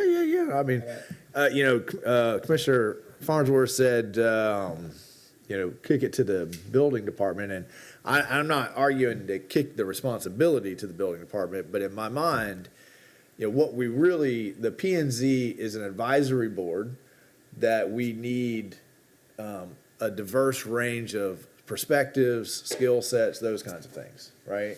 So when he said that, it kind of clicked in my brain to treat it somewhat like a RFP process, right? Where you could take applications and the applicants would be weighted based on what we don't currently have on the dais, right? So you could say, well, look, we've got, we got 4 school teachers already up there, right? We need a businessman, right? Or we've got 4 businessmen and we need a mechanic, right? Or we need somebody who has been in the real estate business. We need somebody who's been, and that way, because what the dais, past commissioners, I'm looking at one right here in the room, current commissioners, past P&Z applicants, what they've all expressed to me is how awkward and uncomfortable it is. We're sitting up here with everybody's application and we're sitting there scoring and ranking them and they're in the audience. And then you got to sit there and say, okay, well, I scored this person this and that person that. And they've all left the house. They've come out. They're introducing themselves. And it's just and there may not be a way to get around that because, in the past couple of years, we've had really good participation. But before, if you go back 3-4 years ago, we were struggling to get applicants. We were struggling to find people to fill, and I think it's because y'all started paying them $50 a meeting. That's what I really think turned it around, was that $50 a meeting. I'm sorry, $50 a month. Don't go crazy. They'll start calling all these special meetings on us. So, I mean, that, in my mind, that would help instead of just having applicants and we're all, we don't, because I've watched, and you guys have told the applicants, call me, and rarely do the applicants ever reach out to you guys, right? You guys are busy, y'all don't reach out. And so you're kind of based on whatever's on that one sheet of paper, which is another change we've made to the P&Z process, actually. That was year number 2, was I said to staff, these applications aren't getting us much information. We need more questions, more history. So the application is another thing that has changed greatly in the past 5 years. But that would also give y'all a little bit more information from staff's perspective about what do we need? And it wouldn't be a set standard because it would be an ever evolving. So I get one person who's got that small business background. Well, the next seat, it may not be small business because now we have a small business, right?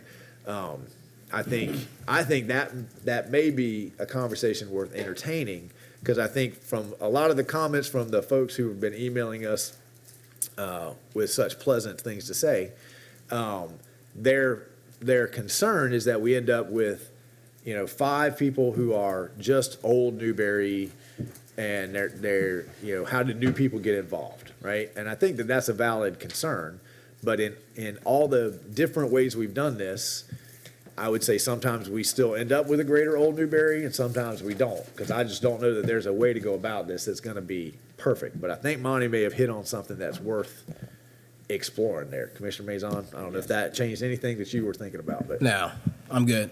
No, I'm like Clark. Honestly, I like to listen to the applicants. I like to hear them. Sometimes it's not about the background. Sometimes it's not about a well-educated background. It's about the person individually. I had an applicant. He had an experience himself, so he knew how to deal with it. So I thought that fit my criteria of a P&Z member. So I like Monty's idea of it going in front of Brian, but I do like to hear the applicant myself, and it's an argument that we can have on the commission whether or not to appoint him on the P&Z or not. well, the final. So it sounds like I'm not quite sure where we are as a board on the chair. We don't have to get to a resolution tonight. We just need to give some direction, and we can finalize this when we have a full board up here. One of the ways that you alleviate the public interview process is each P&Z seat is attached to this seat. You can still do the application process, but now instead of everyone voting and ranking between the 2 and the 3, and then maybe this guy ranks, one commissioner gives this guy a 5, another commissioner gives this person a 1, so you end up with whoever got the 3. You go through that process, but then it's that commissioner and say to staff, here's the rankings of the applicants, and now you are responsible for talking with those 3 or 4 applicants, and then you make your decision, and you can say, well, I like number 1, but number 2 really blew me away in the interview, right, and I'm going to go with number 2, and that way it's a much more direct and personal process. Is there other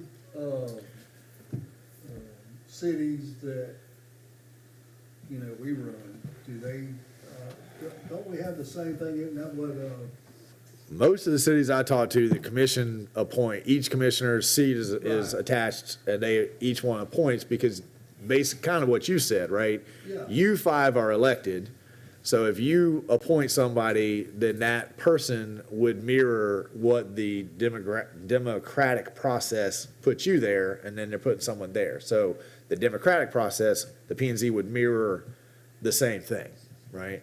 But I don't know that in terms of, I didn't do a vast study to find out. I just know that this is a fairly common way to do it. but the soil and conservation with the county, we had to vote on that. That's an elected seat.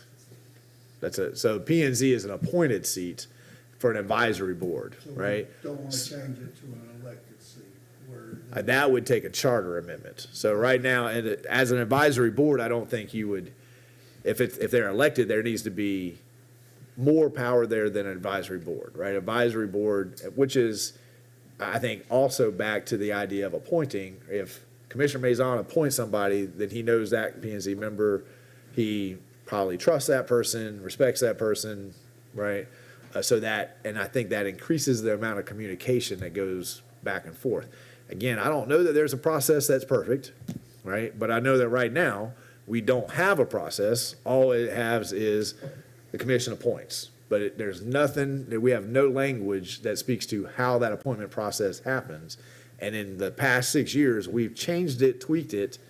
6 years ago, we completely revamped the P&Z for Sunshine and to get more involvement, because that puts one more resident up here, right? I don't think that any of the people that took the time to email us know that history, because they didn't start out by asking any questions. They jumped right to accusations and innuendos and those kinds of things. So we didn't really ever get a chance to have a conversation, because they weren't particularly interested in the history of how we got to this conversation tonight. It has nothing to do with going on in any current moment. The manager can tell you, I've asked for this conversation at least 3 years in a row. but the city of Newberry is a pretty busy city. And this, this always gets bumped off a priority list, right? Because we've got other things that we have to think about. But I think this is an important conversation to have, right? So it is a priority. I'm not trying to imply it's not, right? It's just a hard one to get to this moment, right? Because we have people that want to open restaurants, and we have businesses that want to come in, and we have businesses that want to stay in, right? And if you had to ask me, there's a time limit tonight, do we want to save 22 jobs, or do we want to have this conversation? Well, I'm going to go for the 22 jobs every time, right? So we just kind of keep bumping, and that's not on staff, that's 100% on me, right? But it was finally time, like, hey, guys, we got to finally have this conversation, because we always say we're going to have this conversation after we appoint the P&Z, and everybody complains about it. Nobody likes the process, and then we get busy in something else, and it falls down the line, right? So it's trying to make sure that it just stayed in the forefront, and we finally had this conversation publicly. Commissioner Mazon, you got your finger on the, no? Script. Okay, so let me just go down. Everybody's in agreement with 2-year terms? 2-year terms. Head nod on mayor chair, or leave the P&Z mayor chair. I got split. I've had it both ways, so Yeah. it don't matter to me. We're going to open up to public comment here in a minute and get their feedback. Again, I don't really have strong feelings here, right? I don't want you guys to make a decision tonight, and I've said this to Naeem, based on Naeem being the chair, because Naeem's term of chair will be up in April, right? And so the idea here is, in perpetuity, who is chairing these meetings, not right now. This isn't about Jordan Marlowe, this isn't about Naeem. This is about 5 years from now, as we get more and more complicated quasi-judicials, as we get bigger applications, who do we want chairing the meeting? So it shouldn't be made in this moment. It should be made long-term. Commissioner Farnsworth? Yeah, Mr. Mayor, on that point, I have absolutely no problem with Naeem being the chair, and I think he's done a fabulous job and everything, but in the long term, I think it'd be better for the mayor to be the chair, and I think it can open up a better communication between the commissioners and the board itself. Just my opinion. I mean, one structural point about that, right, is we're talking about line of communication. If the chair is a P&Z member, P&Z operates in the sunshine just like the commission. So part of the preparation of being the chair for a meeting is making sure that everybody gets the packet, everybody understands the packet, everybody understands the points, right, of the packet. If the chair of the P&Z is a member of the P&Z, then he or she can't do that because he's not allowed to call other P&Z members, right? Whereas if the chair is not a voting member of the P&Z, then points of confusion, clarification, those kinds of things, right? Those can happen because now you have somebody that can say, okay, did you get the packet? Anything you don't understand, anything you need help with, right? And that's kind of the role that the mayor plays in the commission, making sure that it's all running smooth, right? Right now, that can't happen in the P&Z because it'd be a sunshine violation, right? So you mentioned communication, that jogged my memory. That would go in the plus side, right, of having the mayor, whoever the mayor, I got a shelf life too, right? It's not always going to be me, but whoever the mayor is, being the chair. Commissioner Clark? Yeah, Mr. Mayor, I just know that between this meeting, between all the things that a mayor does, I mean, your plate is full. I mean, if you said you wanted to do it, I surely wouldn't oppose you, but to try to pressure you or to put you on there again, or to put any mayor, when you got this, then the P&Z, and then you got, is it once a month for them? Once a month? So now you got 3 instead of, you attend anyway as a non-voting. So. And I really appreciate that. But again, I want y'all to make decisions. But the quasi is very important to be run, as I have learned in the BOA, that it can be very difficult. And to get it right is something that's important too, to keep Newberry out of trouble. I mean, it has to be done and done right. So, like I said, I would vote no on the mayor's part, only because I see the amount of time you're putting in now. But if it's something wholeheartedly you think the next mayor and you want to do, then I really wouldn't oppose it. I would just say that, man, your plate's full.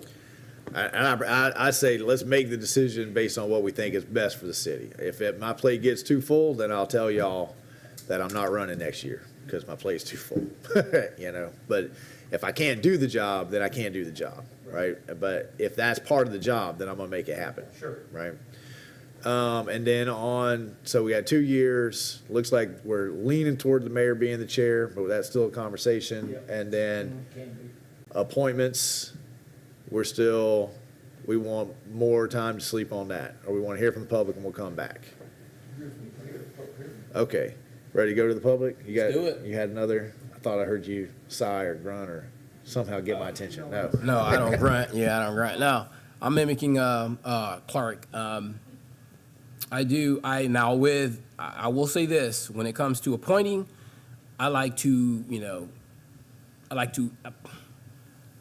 I'll talk to multiple people and say, hey, you should run for P&Z. You should run for P&Z. You should run for P&Z. And I believe that wholeheartedly. I think that everybody should have the opportunity, honestly, to be a P&Z member. When it comes to you being the chair, I agree with Clark. I think what you do right now, are you liaison? I think you do a phenomenal job of that with making sure that the P&Z board is ran properly and that Naeem Urjit has his information correct. We could, if there was an issue, reappoint the chair. Is that correct?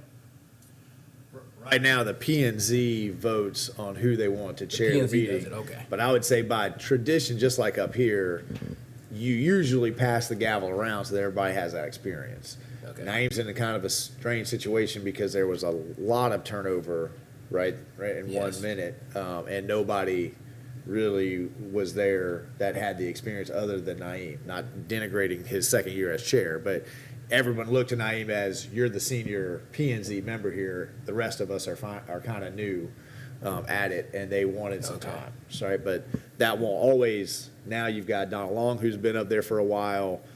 Polo, who's got another 2 years. You got Miss Kathy on; she's got another 2 years.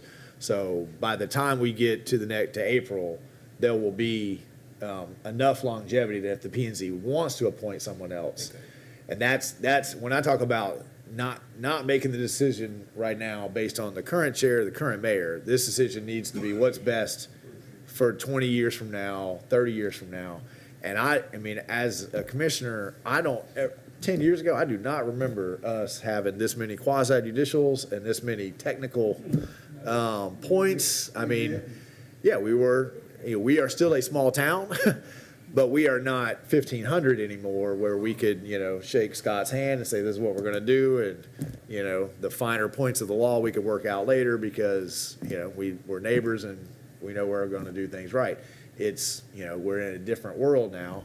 And so we got more trainings for quasi-judicials in line because it's an ever-evolving process. I will say, someone made this point to me, and I think it's important. I think when it comes to these kinds of conversations about the quasi-judicial, I don't see any other, and I'll put Gainesville and the county in this, I don't see any other board trying to adhere to the law the way that we try to adhere to the law, right? We are asking questions that no one else is asking, and we are setting the bar pretty high for how things should be done, which is part of why I get offended when people send those kinds of emails, because people that send those kinds of emails are not watching the whole picture. They have a political agenda. It's a personal problem. I don't know what it is, but they're not engaged in a sincere conversation about everything that we're trying to accomplish. They're looking for a personal attack. They're looking for just that kind of a moment. And I will talk to anybody about anything if it's a real conversation. But if you're just insulting me or attacking me, well, then I got other things to do, right? As we all do. So are we ready to go to the public on this? Yeah. Members of the public, come on down and share your thoughts. Come on, Pastor King. You can get Pastor King. Seconds.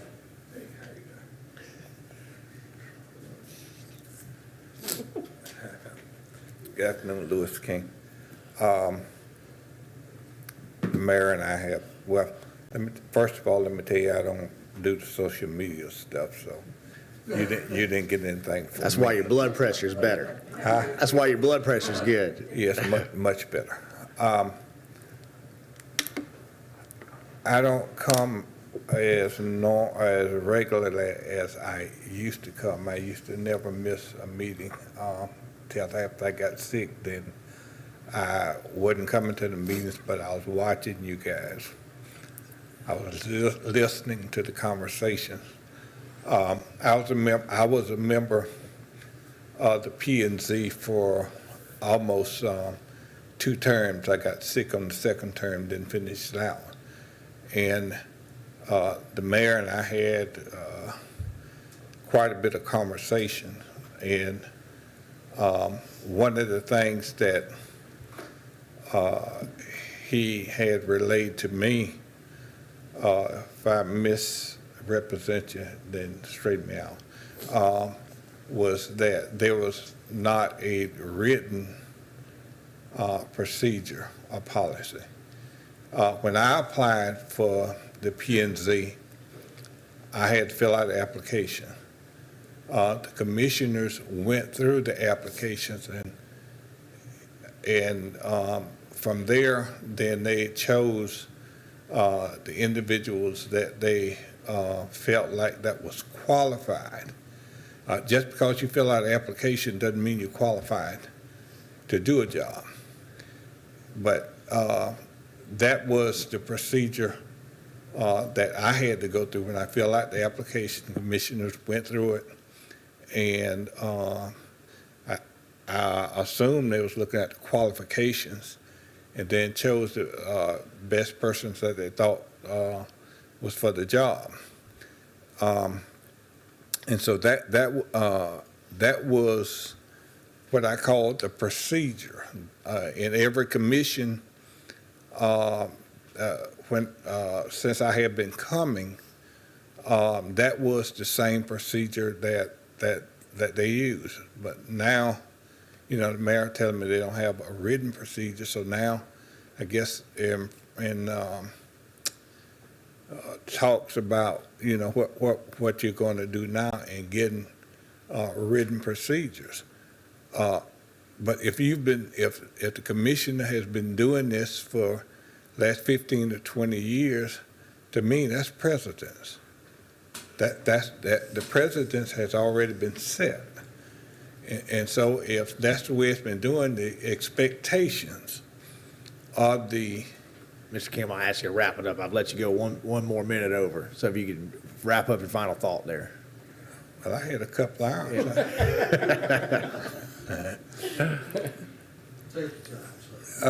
No, I'm going to go ahead and close it. But that was the normal procedure. And so if somebody desire to be on the board and they fill out an application, they're well qualified, then I believe that you should get the best qualified person to do that. There was one more thing I had, but by you cutting me off, I don't. Well, I know how a pastor, once you get going, we could be here for 2 hours. You and me were on the phone about 2 hours about this the other day, so. Well, it was a very pleasant conversation, and it was a real conversation. If somebody get ahead and run and get an offering right quick out but anyway, maybe I think thanks. Well, we appreciate you. Whisper it into Miss Gale's ear. Yes. From one stroke patient to another, I understand. It just ain't, I'm not near as fast as I was before. Well. From here to here. Well, I could. Naeem? Oh, you gonna let Joy go first? No? You were up, but you can let ladies first. You're in Newberry. Yeah, Joy.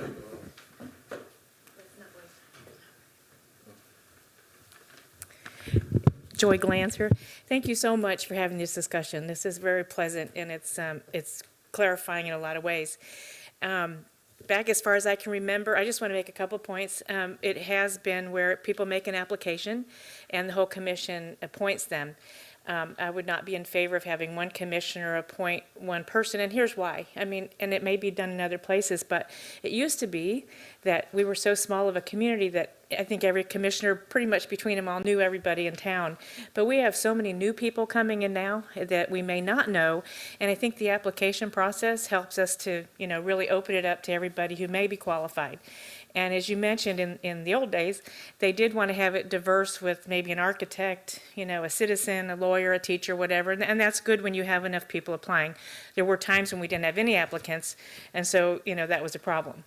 But I was a former chair of the Planning and Zoning Board. I think I even served with Pastor Lewis, and so I have a deep respect for all the work and, understanding that the board needs to have to pass, recommendations onto the commission.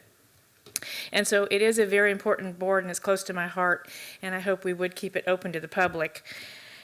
As far as you serving as the chair, I have it both ways, because with your expertise, you know everything and the issues so well, you can best, advise the board if there's issues that come up. However, I think that you have enough to do, so I think it'd be fine to keep a chair the way we have it as well.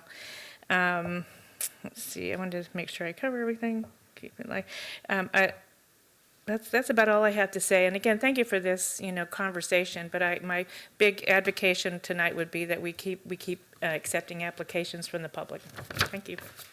Thank you, ma'am. And I want to clarify, because Ms. Joy said keep it open to the public, and there's no consideration here tonight of not keeping it open to the public. It's about how do we get to the public and appoint the public, not about shutting off the public. Right, so it's just about how do we get that out. Naeem, you've been waiting patiently. Oh, he's writing a dissertation. Yeah. Naeem Rached. I'm, yes, for the record, the chair of the PNZ at the moment. So a couple things. I was just kind of like perplexed on the fact that this discussion's coming up, and I think that it would be best suited if this was more of like I don't want to say a roundtable discussion, but also having the current P&Z involved to, you guys use this as an advisory board. I think it would be pretty smart to continuously use us in this discussion as well of we're in the mud. We're the ones that are in there. We see this stuff. I think it would be a great time to have a meeting with the P&Z and discuss this option altogether. As far as the chair is concerned, when I became the chair, I made it a point to make sure that my vice chair, which is currently Member Long, is very much aware that he could potentially become the next chair. And by doing that, I try to make it a habit to sit next to him, make it a habit to show him the quasi-judicial proceedings, because it's kind of like passing on the baton to the next person. You want to make sure that they're not just completely green when they get in there. I don't know if that was done before. However, I felt like it would be a smart thing to do, knowing that I can trust this vice chair to handle the meeting if I'm not there. And more importantly, when the time came for me to step down as chair, which will be in April, the potential of him becoming the chair would be a little bit easier transition. So with that being said, I'm not a big fan of increasing terms for the chairs, but I do feel that it takes time to learn that chair position, even if that chair is trying to help the vice chair learn it. Maybe instead of going from 1 year to 2 year term for that chair position, that way it moves fluidly. I'm running out of time. This is why I wish the chair had a little bit more time to discuss this. But that's basically where I wanted to get to. The appointments, though, I had this discussion with a commissioner earlier. It could backfire on that particular commissioner. For example, Monty, you favor Naeem, you want Naeem. Naeem's going to be your go-to guy for the P&Z. Naeem makes a decision that you do not stand by. All of a sudden, they're not going to know that hey, listen, I didn't want to do that, but you appointed Naeem. Like, that was your appointee. It's going to reflect on you versus, hey, listen, it was a group decision to appoint these people like we're doing now. If it works, don't fix it kind of deal. It's not going to backfire on one particular commission. I know I'm running out of time, I'm sorry. That was my finish that only, thought. So go ahead and finish that thought. So that was my main concern is, if Ricky, Mark, Tony, Tim, Monty decided you guys would appoint one particular person and they're kind of representing you, then that's an extension of your arm. So you got to trust that person like you're going to trust them with your election results, basically. And that could be a lot. So I try to lead our P&Z to the best of my ability. I think I've done a great job. I appreciate the opportunity that you guys have given me. I hope that I can continue to serve when the time comes. But this, I feel, would require, I think it would be best if we all have that discussion with the P&Z members as well, and give you our thoughts. Yeah. Thank you. I gave you 2 extra minutes, man. 2 extra minutes. There you Appreciate go. it. Other members of the public, thoughts?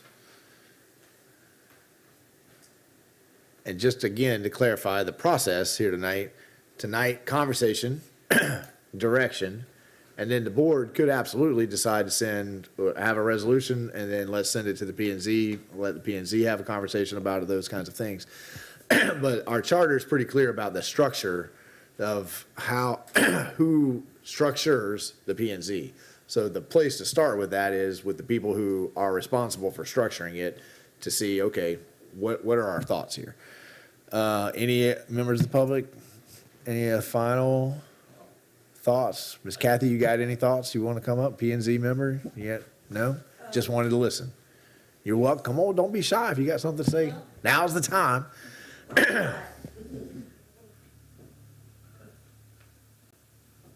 Kathy Thomas. I guess I was being quiet because I'm kind of new, not new to the city, but new. And I think you guys are doing great just talking about it and having some different ideas thrown out. I'm not overly concerned tonight because you just said that this is a discussion. You're not voting on this and you're not setting any precedents. Is that correct? It's nice we're having a conversation. We're going to give direction to go write something up. Right. And then we'll have something to write in front of us. So I'm listening. All right, thank you. Other public comments? Okay, so I think we need to figure out how we want to give direction to staff to come write something up. I think one important point that we haven't particularly said tonight, and it's something that has not irritated is the wrong word, but it's been difficult, challenging, even with the way we've been doing this. And I've had a lot of conversations. Right now, our board does have a lot of new people on it, right? People that have not really been involved in the city of Newberry. But that is a really new thing.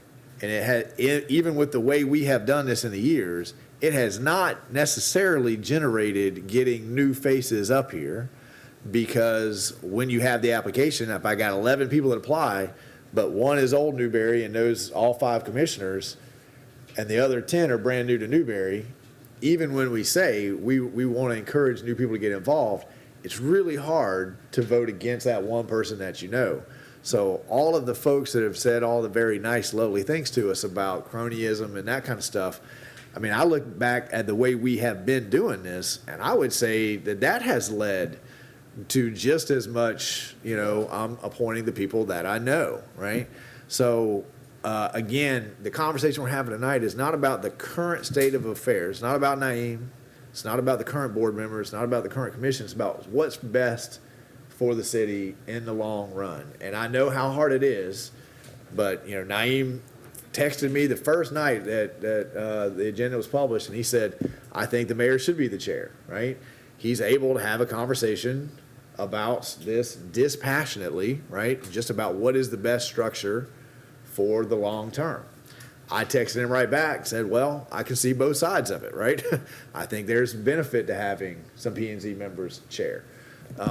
So to me, that's when we're having a real conversation of when we can see the other person's perspective and we can talk about the pros and the cons, right? So Brian's got his notepad out, right? The P&Z serves 2 years in alignment with commission. And I think let's go ahead and assign a P&Z seat to a group seat, just so we know which seat should be up, right? How we go about appointments. That way, again, we get things written down, right? So we have a place we can point to. I got a head nod all 2 years. Everybody's in agreement on that. Mayor being chair, just give me a head nod, because we can tweak this, sleep on it. I got 1, 2, 3. Mayor is the chair, right? So there's a majority. Again, go on the resolution. We all sleep on it. We think about it. What direction do we want to give about appointments? Continue the way we are, advertise. Do you want to go back to Amani's idea and ask staff to go through a first round process of saying, hey, this person has some experience that doesn't exist up there right now? It'd be a bad thing then to come before the board with More information. more information than you get. We do want to see applicants. And I would say that diversity, I mean, I don't want to create a system where we don't get, No, we need applicants. we need applicants, right? Which, again, right now in this moment, we've had pretty good luck getting applicants. But 2 years ago, 3 years ago, that was not the case, right? And I said publicly then that I think one of the problems is that, people apply, but once they see who else applied, they're like, well, I never really stand a chance to get that anyway. I'm wasting my time, right? So if everybody knows that there's going to be a dispassionate, unbiased process first, well, and then staff is going to say, hey, that diversity, you've got 4 men up there and you don't have any women. So we got 10 applicants, but only one's female, right? And I'm not saying that's the end all be all. I'm just saying that could be part of the conversation, right? Of getting diversity and different perspectives up there, right? Obviously, if it's, somebody doesn't have any other experience, well, that would be weighted as well. But I would ask staff to rank them, look at the current board and look at who what gaps we have and, and maybe it's not a ranking, maybe I'm using the wrong word, maybe it's just feedback. So do we want to give that a shot, give that a try as more information? I got a head nod here, head nod. Okay, that's the most challenging thing for you to write up, right? Because that's kind of a blending of an appointment application RFP process. But one of the things that our manager has done a great job on with the HARB is trying to help us go out and find people that don't normally apply. So, Mr. You got any thoughts about this sort of hybrid concept we're coming up with here on the fly? Mr. Mayor, I actually think it's a really good idea, and I'm a little ashamed that staff hadn't thought of it, because we've had 10,000 conversations along these lines. But so kudos to Commissioner Farnsworth. I think that we provide that same type of service to the commission with RFPs, and we make recommendations. We do rankings per se. It may not be an official ranking, but we develop staff reports for the commission to consider, to give them insights into processes, and it's non-binding. Staff makes a recommendation, the commission has dialogue, they have their own thoughts, they get public feedback. They don't always follow staff's recommendations. So I think that it's absolutely worth a shot. I think it's a really good idea, and it's worth pursuing if that's what the commission wants to do. Okay, thank you, sir. Brian, do you have all the feedback to draft that up? Is there any questions that you want to ask the board now? I'll just go over it real quickly. So number 1, change to 2-year terms in alignment with the commission, assign seats to the districts. Mayor as chair, and then staff would continue to advertise and take applications, but then vet the applicants based on criteria such as skill sets, diversity of current board, et cetera.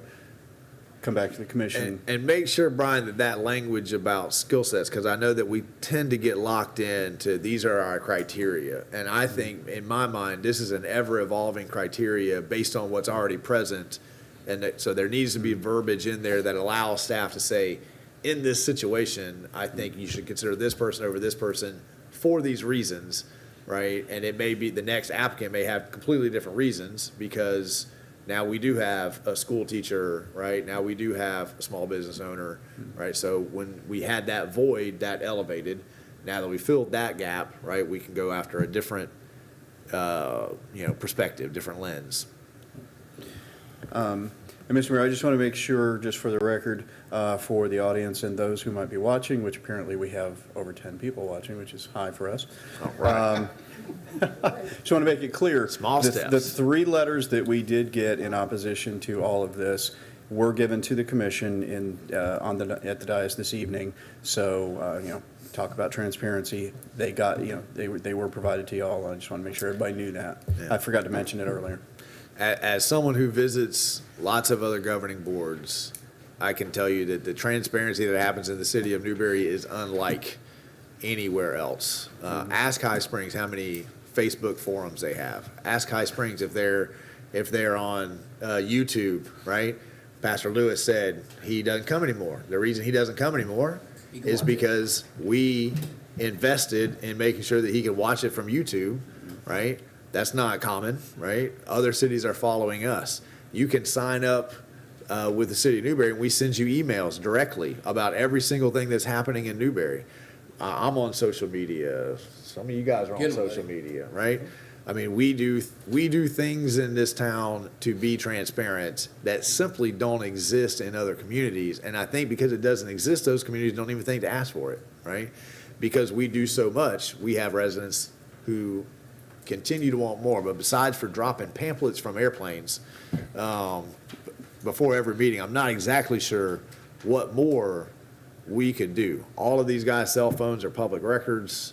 Their emails are public records. We have an app that you can go lodge complaints in. So there's all different kinds of ways that you can engage with us in the city of Newberry. Could we do better? Yeah, and that's been my response about this conversation. People have said to me, well, if it's not broke, don't fix it. Well, that's not my philosophy. My philosophy is every single day to try to do better than I did yesterday. Whether what I did yesterday worked out or not, I'm still going to try to do better tomorrow. So that's my philosophy. We got enough feedback here. You'll bring us back something. Else, yes. And then we'll have another transparent conversation with something in writing that we can discuss, and the conversation will continue.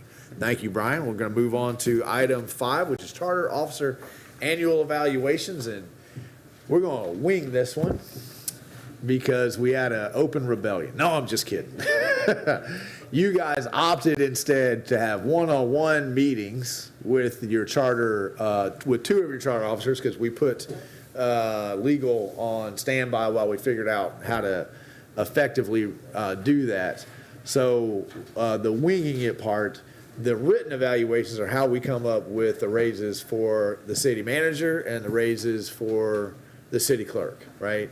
So those point tallies that clearly tells HR what percentage, right? All we got was your one-on-one meetings, and you raved about them, right?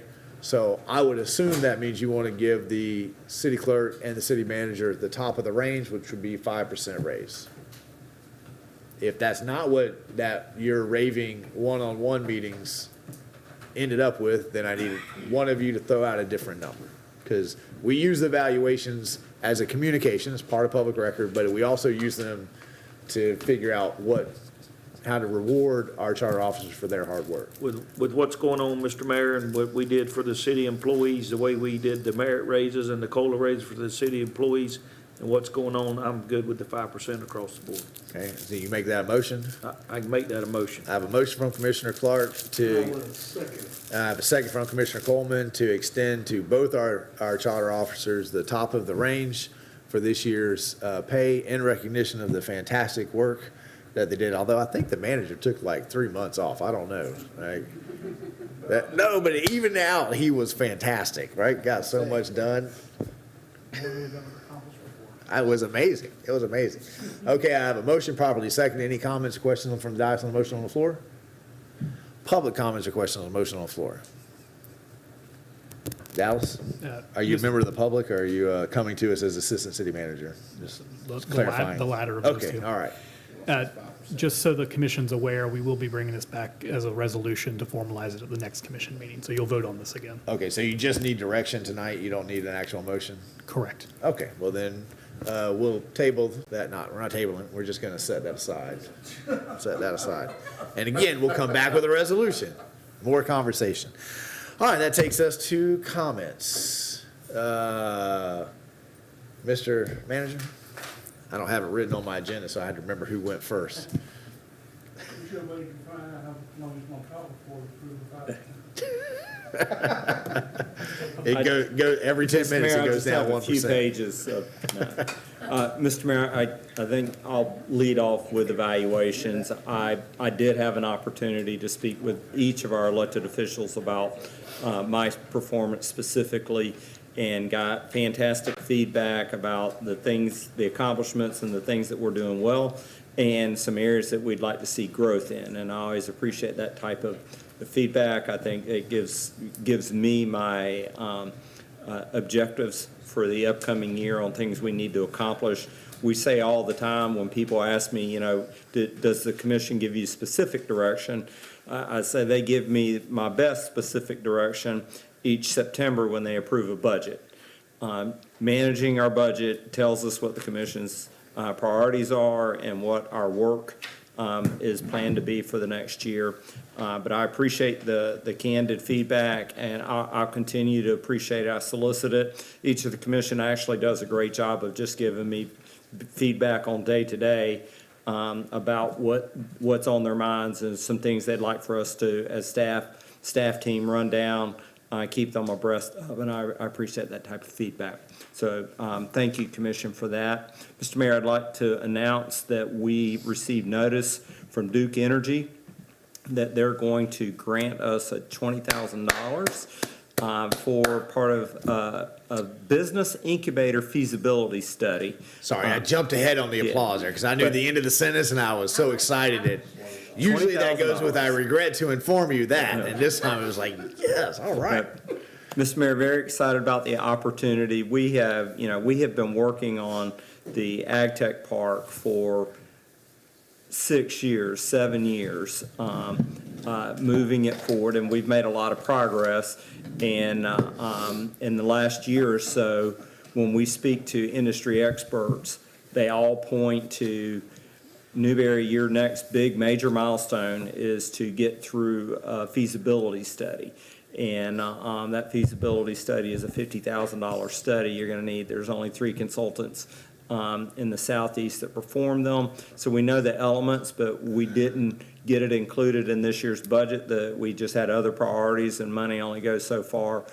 So we submitted for that grant and received $20,000 of it. So we still have, some $25,000 or $30,000 to make up to find out where it can go. But we'll continue to exhaust those avenues. We plan to submit something to DEO for a technical assistance grant. Hopefully we can pair them both together, get the study completed that should reveal to us what the next key steps are in terms of moving our Ag Tech Park into fruition. So very excited about that. I'd like to give Brian Thomas and his team and a consultant that we've been using, Kamal, did a great job in preparing that application, and so great indeed that we received a $20,000 grant. Mr. Mayor, I'd like to take a minute to acknowledge our fantastic staff team. We, about 5 years ago, one of our team members, younger guy,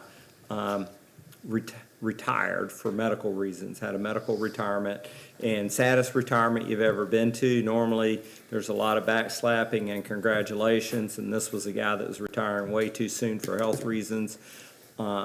This year, our staff team led an effort to do a fundraiser for this employee and his family. His name is Blaine Roberson.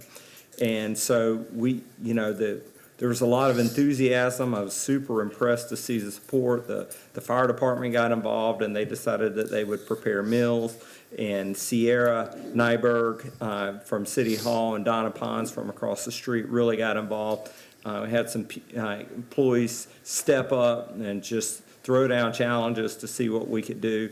And we were really excited when we hit about $2,500 and thought, man, oh man, am I proud to work with these giving individuals. And Mr. Mayor, after all was said and done, they brought the tally in, and we're in excess of $10,000, and we're still collecting money. Ran out of food. So for a staff team of 80, and it became a community event. but it was a staff team of 80 that cared this much about a former employee and his family, that they made this such a priority, and it's truly heartwarming, maybe the most heartwarming event I've been part of in my 8 years here with the city. Also, just wanted to recognize Lee Smith with RPN Automotive donated the cooker for us to use and prepare the meals for folks. But Mike, before you leave that, talk about money still coming in. This is not my money, because I tried every mayor power in the book to get Sierra to get more chicken dinners cooked, but I couldn't, so I didn't get one. But I have 3 there for the assistant principal of the high school, so Awesome. still coming in. Awesome, still coming in. Thank you so much, Mr. Mayor. And my final comment, because I'm aware of Commissioner Farnsworth's directive. Mr. Mayor, the city offices will be open the week of Thanksgiving, Monday, Tuesday, and Wednesday, full days, 7 to 6 p.m. Just want the community and the commission to be aware of when they can catch us at City Hall and for whatever services you need from us. We're excited about our Thanksgiving holidays, and Mr. Mayor, think that, that it is that time of year that we really should stop and count our blessings, and this year in particular, it's become evident in Newberry, Florida, that we have so much to be thankful for. Thank you, Mr. Mayor. Thank you, sir. Madam Clerk, do you have any comments tonight? Well, I did. I think City Manager covered a lot of it, but I do want to say thank you to the City Commission. I enjoyed working with you all so much, and I appreciate the merit of the increase in salary, and I'm just looking forward to another good year.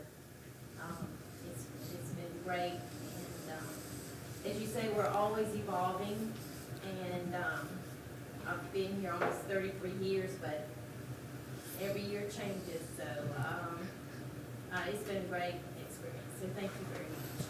Thank you, ma'am. Mr. Attorney, you got any comments tonight? Nothing this evening. All right, thank you, sir. Mr. Coleman, got any comments?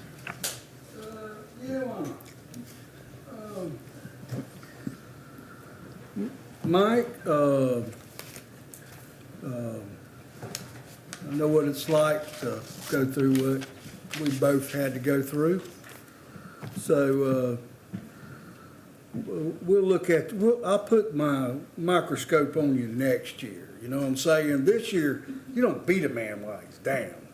So, but you deserve it.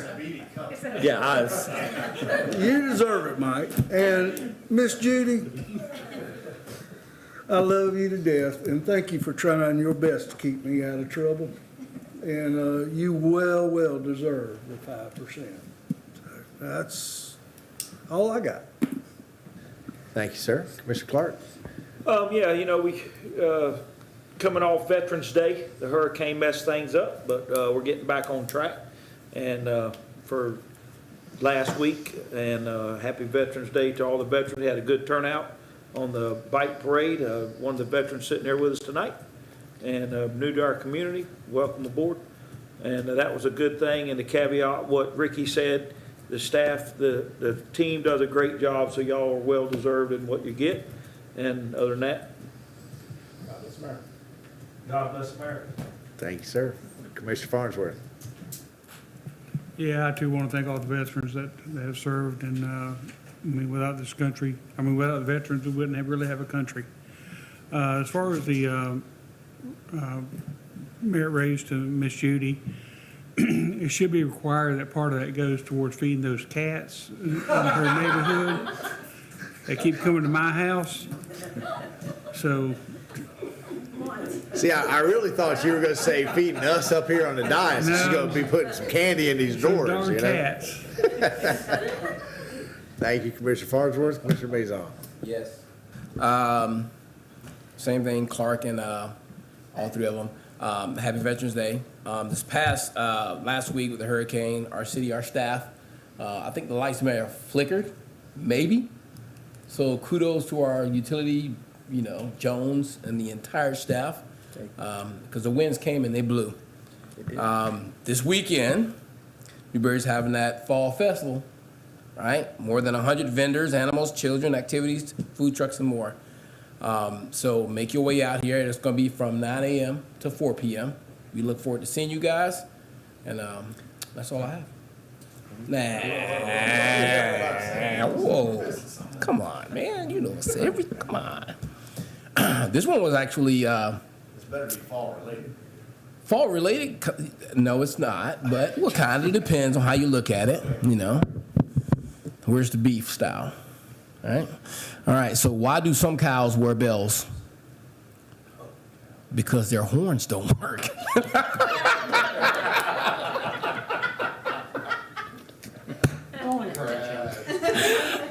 Come on, Michael. Come on, Michael.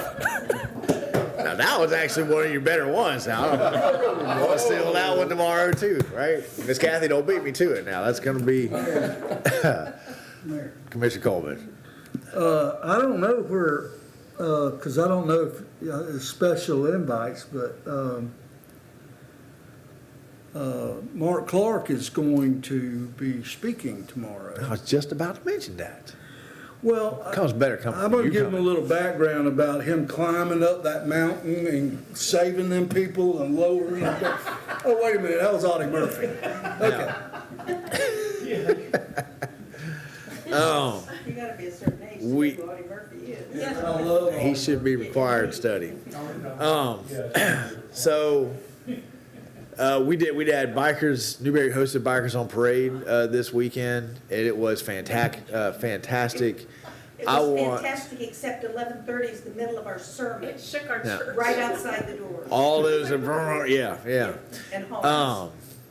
I want to thank our staff because Newberry partnered to make sure we could get them off the road quickly.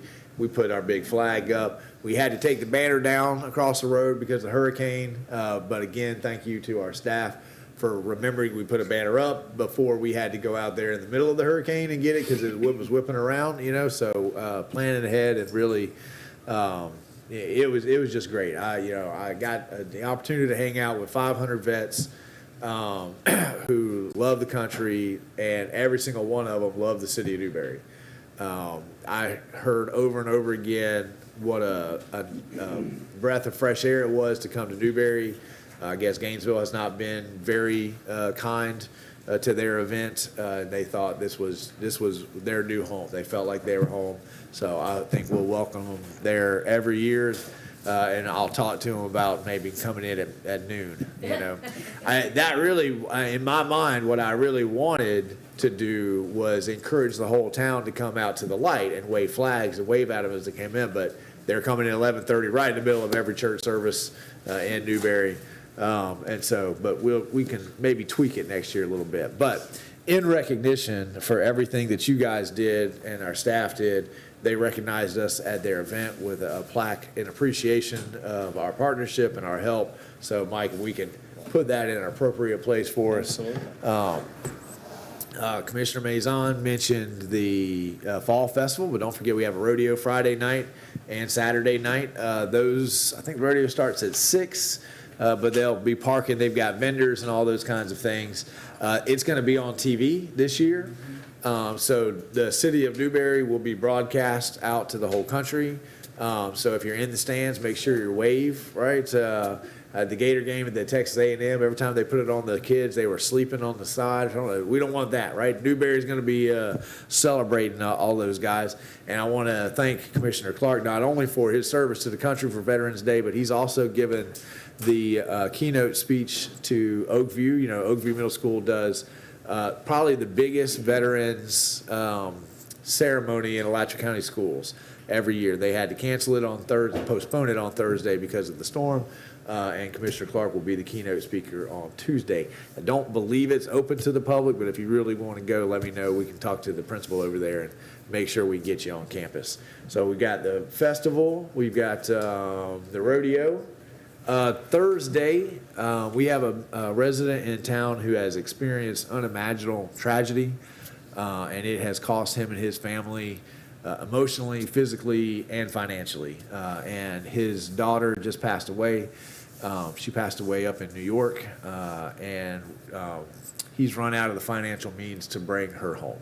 So we're going to get together on Thursday at the Blend, and we're going to try to help bring his daughter home. So if you've got time Thursday, we're going to be there from 5 to 7. We'll have barbecue, we'll have a DJ, we'll have snow cones, Snowy Gator will be there. But really and truly, you could, on Wednesday, and I don't want to steal their thunder, but I'm going to, Joel's Coffee House is going to close its doors on Wednesday to stand in solidarity with the blend and encourage all of their customers to go over to the blend. And I thought that to me, that's small town America. That's how we do it here. We love each other. It's the Newberry way.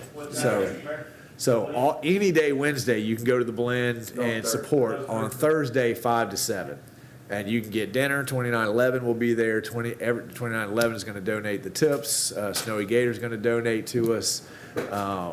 So we're going to try to bring his daughter home so that she can be buried next to his son, like it should be. And bring the family home and get them back together. So that happens on Thursday, 5 to 7. It would take me too long, and I'd get it wrong, to go through all the things. We've got one more. What day is it? What month? We're in November. We got another meeting before all the Christmas stuff. But again, I've said it before. Newberry's going to knock your socks off this year for Christmas. Commissioner Maison is the liaison. He knows all of the stuff that's going on. The Chamber and Main Street. Every weekend there's something going on in downtown Newberry. So just look for it. It's going to be great. And I think that does it for me. Public comment.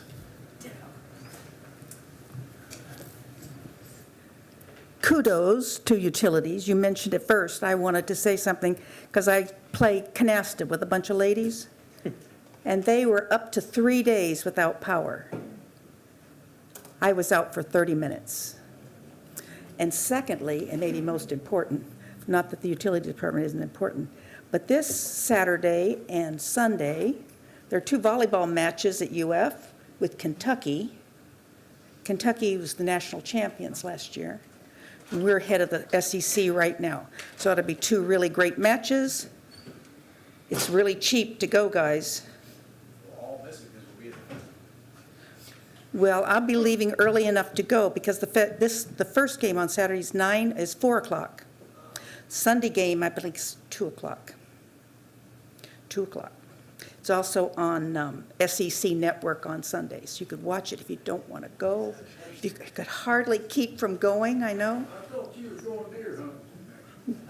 Not this Saturday and Sunday. Okay. So She thank only you. goes out of season. She's a rebel. Other public comment. You waited all the way to the end of the night? Okay. Hearing none, we are adjourned.